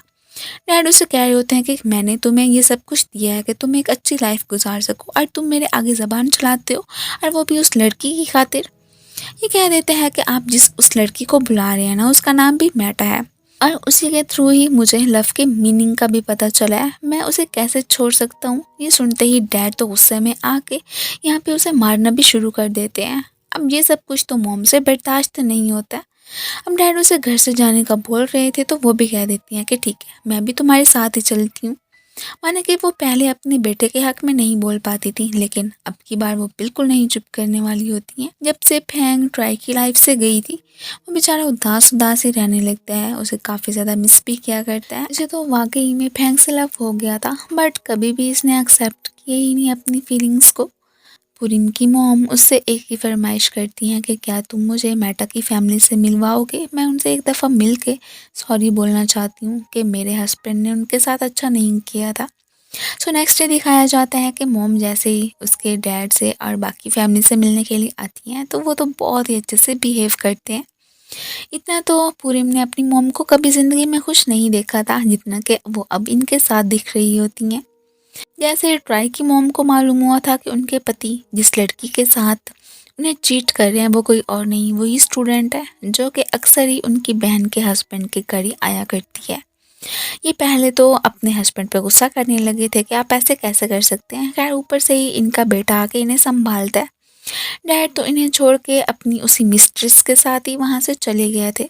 ये सीधा पहुँचता है पूरिम के पास कि देखो तुम्हारे डैड की वजह से क्या हो गया। वो हैरान था कि आखिर को कैसी बातें कर रही हो, मेरे डैड ने क्या कर दिया है। इनका ये लड़ाई झगड़ा सुन के पूरा स्टाफ आके इनकी लड़ाई को रोकता है। खैर अब फिर उसकी चोट पे मेडिसिन लगाने लगा था, बैंडेज भी लगाता है। ये फिर उससे डिटेल्स में ही बात करने लगा था कि तुम्हें कैसे पता चला कि मेरे डैड की वजह से ही तुम्हारे डैड ने तुम्हारी मॉम को चीट किया। वो कह देता है कि वो जो लड़की तुम्हारे घर में आया जाया करती थी मीन के तुम्हारे डैड की स्टूडेंट थी, तो फिर तुम्हारे डैड ने उसे कहा होगा ना कि वो जाके मेरे ही डैड को सेड्यूस करे। तो ये कह देता है कि तुम्हें कोई गलत फहमी हुई है, मेरे डैड कभी ऐसा करने का सोच भी नहीं सकते हैं। क्या यहाँ पे मुझे पता है कि हर दफ़ा तुम्हारी मॉम मुझसे कंपेयर ही करती रहती है, इवन कि तुमने तो सोच लिया था कि मेरी लाइफ में जो भी लड़की आएगी तुम उसे छीन लोगे। प्लीज़ ऐसा करना बंद करो, मेरी भी लाइफ कोई आसान नहीं है। तुम भला मुझसे कम्पीट करने का सोच भी कैसे सकते हो। मेरी लाइफ देखो, मैं हमेशा इतने अच्छे ग्रेड्स भी लाया करता, फिर भी डैड कभी मुझसे खुश हुए ही नहीं है। प्लीज़ अब ऐसा करना बंद करो, मैं तो तुम्हें बस अपना एक भाई ही मानता हूँ। ये सुनते ही अब वो इमोशनली हो गया था कि क्या सच में मैं हमेशा तुम्हें गलत समझता आया, बट अब कभी भी कम्पीट नहीं करूँगा। ये अब सीधा ही नेक्स्ट मेटा की फैमिली के पास पहुंचता है। उनसे कहने लगा था कि शायद कि आपको लगा होगा कि मैंने ही डैड को बताया था कि आपकी फैमिली का बैकग्राउंड कैसा है, बट ऐसी बात नहीं है। वो तो इसकी बात पे यकीन कर लेते हैं। ये खुश हो जाता है कि चलो कोई तो है मेरी बातों पे बिलीव करने वाला। फैंग को तो अभी अभी मालूम हुआ था कि जिस पर्सन के साथ वो डेट कर रही थी उसकी तो एक वाइफ भी है और ऊपर से एक बेटा भी। ये तो अब उसे रिजेक्ट कर देती है कि देखो आइंदा के बाद मुझसे मिलना भी मत। ये किसी की भी मिस्ट्रेस बन के बिल्कुल नहीं रहना चाहती थी। ग्रैंड माँ की हालत ख़राब रहती थी और यही देख देख के ही मैटर को बहुत ज़्यादा ही रोना आ रहा होता है। स्ट्रेस लेने की वजह से ही उनका ये हाल था। अब ये कह देती है कि कहीं तुम्हारी मॉम का हाल भी ये ना हो जाए, और वो भी मेरी वजह से। तुम्हारी फैमिली की लड़ाई मेरी वजह से ही हुई है ना। ये उसे तसल्ली देने लगा था कि ऐसे कोई बात नहीं है। मॉम अक्सर ही अपने मेड्स वगैरह को कॉल करके अपने हस्बैंड का हाल चाल पूछ लिया करती है। अब ये सारा कुछ तो इधर इसने नोट कर लिया था। मेटा ने तो इससे ब्रेकअप की बात कर ली थी कि वैसे ही मैं नहीं चाहती हूँ कि मेरी वजह से तुम लोगों की फैमिली ऐसे ही सेपरेट होकर रह जाए। अपनी मॉम को लेके डैड के पास वापस चले जाओ। लेकिन वो इसे कहने लगा था कि देखो जैसा तुम समझ रही हो ऐसी कोई बात नहीं है, बहुत जल्दी मैं कोई ना कोई हल निकाल लूँगा। ये सुनते ही मेटा खुश हो गई थी और यही कहने लगती है कि वैसे अब अगर तुम मेरी लाइफ में आएगी हो तो सारा कुछ ठीक हो गया तो मैं ही तुम्हें पहले शादी के लिए प्रपोज करूँगी। ये सारी बातें तो ग्रैंडपा भी सुन रहे होते हैं। वो कह देते हैं मेटा से कि ये क्या बात हुई, आज से पहले कभी किसी लड़की ने प्रपोज नहीं किया है, पहले तुम कैसे सोच सकती हो। खैर जैसे अभी उसे किस कर रहा होता है ये वाला सीन भी ग्रैंडपा ने देख ही लिया था। भाई की मॉम जैसे ही घर पे आती हैं तो अपनी तिजोरी खाली देख के सदमे की वजह से उनका तो बहुत ही ज़्यादा बुरा हाल होकर रह गया था। वो तो सारी की सारी मनी लेके मिस्ट्रेस के साथ ही यहाँ से भाग गए थे। ये बेचारी बहुत ज़्यादा इमोशनल हो जाती हैं। डैड एक कॉन्फ्रेंस में जैसे स्पीच देने के लिए आते हैं तो यहीं पे ही उनका एक ओल्ड फ्रेंड उठ खड़ा होता है। जिस बात का डर था वो आज उनके सामने ही हकीकत बन के ही आ रही थी। ये बंदा सबसे कह रहा होता है कि देखो एक कत्ल मैंने और इसने मिलके किया था और सारा का सारा इल्ज़ाम मुझ पे आ गया और ये देखो ये आज़ादी के साथ घूम रहा है, अपनी लाइफ में इतना सक्सेसफुल है और मुझे जेल हो गई और मैं अपनी लाइफ में कुछ भी बना ही नहीं पाया। ये कहाँ का इंसाफ हुआ। अब सारे पकड़ के सिक्योरिटी गार्ड वगैरह उसे बाहर ही लेकर जाते हैं। अब चूँकि मीडिया मौजूद था सो इस तरह से ही रूमर्स फैल जाते हैं कि ओह तो जो यूनिवर्सिटी के प्रोफेसर मिस्टर रित हैं और एक राइटर भी, वो तो पहले ही मर्डर कर चुके हैं वगैरह वगैरह। क्या ये बेचारे तो अपनी ही लाइफ से इतना ज़्यादा तंग आ गए थे कि जहाँ पे के पहले रहा करते थे उसी प्लेस पे ही आ जाते हैं इनके टेम्पल में। आज की रात तो इन्होंने उधर ही स्टे करने का डिसाइड कर लिया था और अपनी पास्ट की मेमोरीज में ही खो गए थे। डैड पहले एक ऑर्फन जो हुआ करते थे, पुरीम ने भी सारी न्यूज़ सुन ली थी। उसे तो डैड की चिंता हो रही होती है। मॉम से पूछने पे वो सारी स्टोरी ही बता देती हैं कि एक्चुअली में तुम्हारे डैड ऑर्फन थे, उनके कुछ ज़्यादा दोस्त नहीं बन पाते थे। एक दिन अचानक ही उनकी लाइफ में एक लड़का आया जो कि उन्हें बहुत ही अच्छे से ट्रीट किया करता था। हालांकि प्रिंसिपल ने मना किया था कि इस लड़के से दूर रहना ये ज़्यादा अच्छा नहीं है, इसकी संगत मतलब कि इसके जो फ्रेंड्स वगैरह हैं वो बहुत ही बुरे काम करते हैं। लेकिन स्टडीज़ के हवाले से इसे जब बुक्स लेनी होती थी, इसे पैसों की ज़रूरत होती थी, ये अपनी उसी फ्रेंड के सामने इस बात का जिक्र कर देता है। तो वो कह देता है कि हमारा एक गैंग है, अगर तुम चाहते हो तो ज्वाइन कर लो, हम तुम्हें भी पैसे दे दिया करेंगे। ये लोग ना अब बहुत सारे लोगों की गाड़ियों पे अटैक करके उनकी मनी और जेवर वगैरह ही ले लिया करते थे। ये काम तो किट को ज़रा भी पसंद नहीं आया था। वो आइंदा के बाद इनके साथ काम करने से मना कर देता है।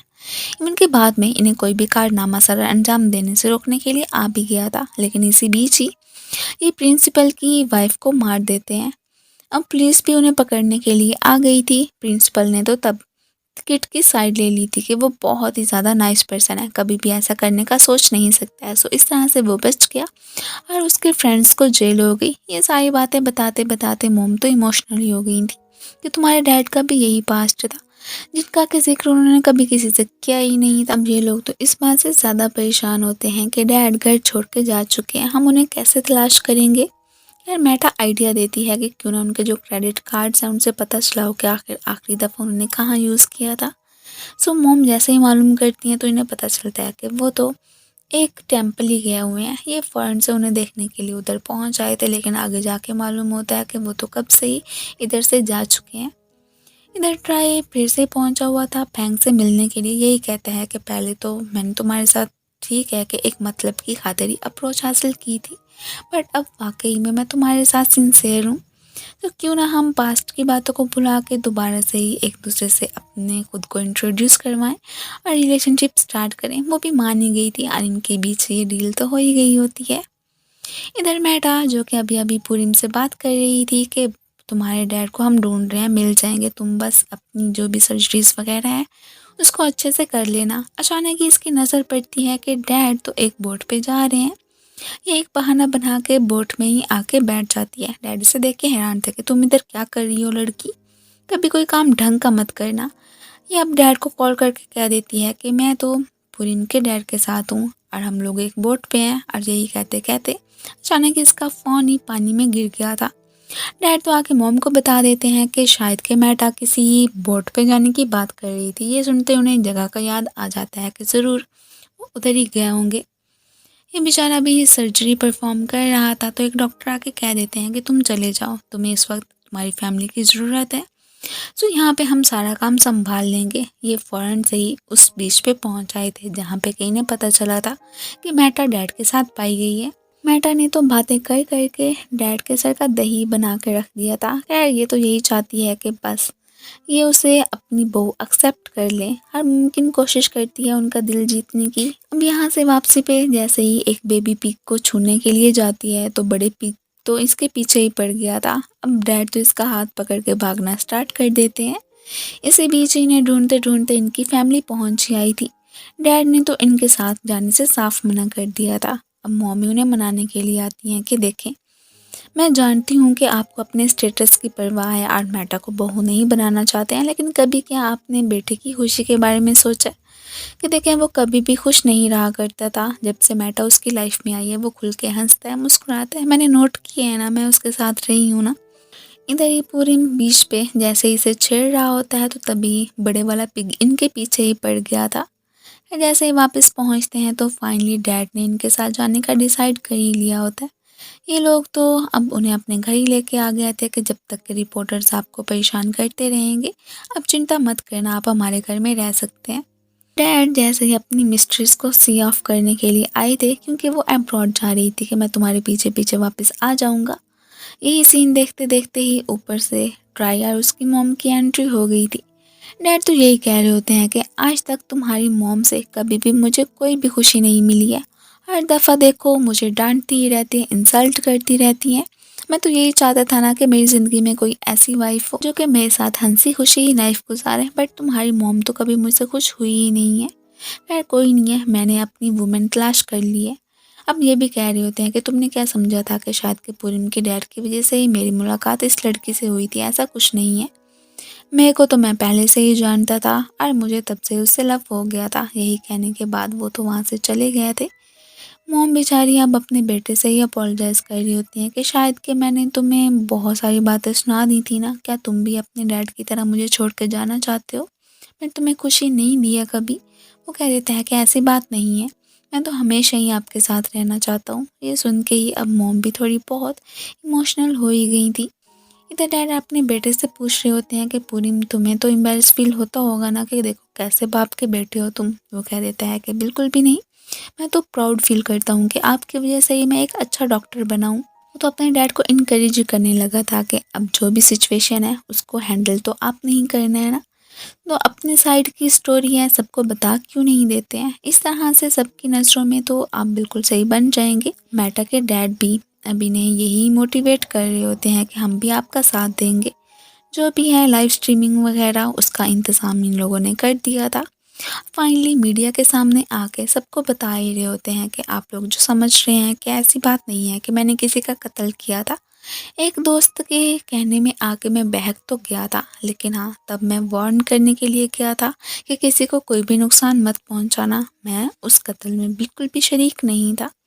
अचानक ही इनकी नज़र पड़ती है कि प्रिंसिपल का बेटा जो कि इस वक्त उस इंसिडेंट में मौजूद था, वो आके मीडिया के सामने कह रहा होता है कि वाकई में मिस्टर रित बिल्कुल सही कह रहे हैं।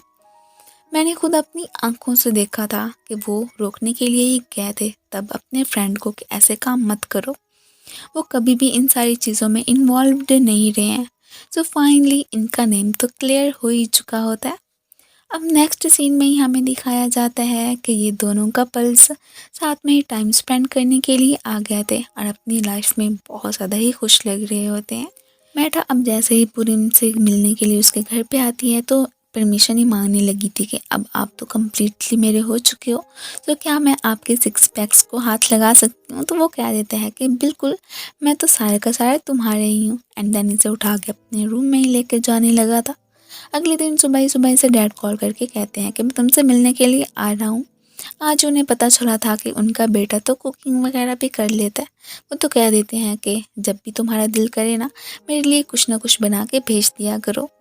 अब इसने पपीज़ वगैरह रखे हुए थे, इस बात से भी डैड को कोई भी एतराज़ नहीं होता है। यहाँ से वापसी पे उनकी नज़र पड़ती है कि उनका फ्रेंड, वही ओल्ड फ्रेंड, फिर से ही चोरी करते हुए पकड़ा गया। वो जेल में उससे मिलने के लिए आते हैं कि तुम आखिर को ये सारे काम कब करना छोड़ोगे। वो तो सच में दिल से उसे अपना फ्रेंड मानते थे। अब यही कहते हैं कि ये जो मैं एक राइटर बना हूँ, ये सब कुछ तुम्हारी वजह से ही है, क्योंकि तुम मुझे इनकरेज किया करते थे। मैं वाक़ई में सच में मैं तब तुमने वो सब काम करने से रोकने के लिए ही आ रहा था, बट तुमने एक मेरी बात सुनी ही नहीं। काश कि मैं पहले आ जाता, सो तुम जेल में कभी भी ना जाते। मेरी इंटेंशंस तुम्हें लेके कभी भी बुरी थी ही नहीं। ये सुनते ही अब यहाँ पे तो उनके फ्रेंड की आंखों में भी आंसू ही आ गए थे। ये कह देते हैं कि अब की बार जब तुम जेल से वापस निकलोगे ना, तो मुझसे मिलने के लिए ज़रूर आना। तुम्हारा फ्रेंड हमेशा ही तुम्हारा इंतज़ार करेगा और तुम्हें एक अच्छी जॉब भी दिलवाऊंगा। ये सुनते ही अब उनका फ्रेंड तो खुश हो जाता है। इनके बीच जो भी मिसअंडरस्टैंडिंग थी वो तो क्लियर होके रह ही गई थी। नेक्स्ट सीन में दिखाया जाता है कि जहाँ पे कि पूरिम की फैमिली इनसे मिलने के लिए पहुंची होती है, वहीं पे ही ट्राई और उसकी मॉम की भी एंट्री हो गई थी। मॉम तो अपनी बहन से अपोलोजाइज़ कर रही थी कि आज तक मैं तुमसे जेलस फील करती आई और प्लीज़ मुझे माफ़ कर देना, आइंदा के बाद ऐसा कभी नहीं होगा। यहाँ पे मॉम तो उसे माफ़ कर देती हैं कि कोई बात नहीं है, वैसे भी तुम तो मेरी बहन हो ना। और बस इसी तरह ही इनके बीच भी नाराज़गी ख़त्म ही हो गई होती है। अब सारे मामलात को हैंडल करने के बाद पूरी की पूरी फैमिली मिलकर ही सेलिब्रेट करती है। इनके सामने ही मेटा पूरिम को शादी के लिए प्रपोज भी कर देती है, लेकिन हाँ, रिंग लाना भूल गई थी। अब जैसे ही पूरिम अपनी पॉकेट में से रिंग निकालता है तो वो तो इसे सरप्राइज ही कर देता है। खैर ये ब्यूटीफुल सी रिंग फिर उसे पहनाने ही लगा था और सारे इन्हें चेयर्स करने लगे थे, इनकी खुशी में ही खुश हो रहे होते हैं। वेल फाइनली मेटा को अपनी रियल लाइफ का चार्मिंग प्रिंस मिल ही गया था। इसी के साथ ही ये सीन कट हो जाता है। अब नेक्स्ट ही हमें पूरिम और मेटा को उनकी शादी के बाद ही दिखाया जाता है। दोनों बहुत ज़्यादा खुश थे। आज ही वैलेंटाइन डे था और ये खुद को ही पूरिम को गिफ्ट कर देती है और वो इतना क्यूट एंड प्यारा सा गिफ्ट देख के बहुत ज़्यादा ही हैप्पी लग रहा था। दोनों ने अब बेबीज़ की प्लानिंग करना भी शुरू कर दी थी और इनके इसी हैप्पी मोमेंट के साथ ही हमारे इस ड्रामे की एंडिंग हो जाती है। Thank you so much for watching.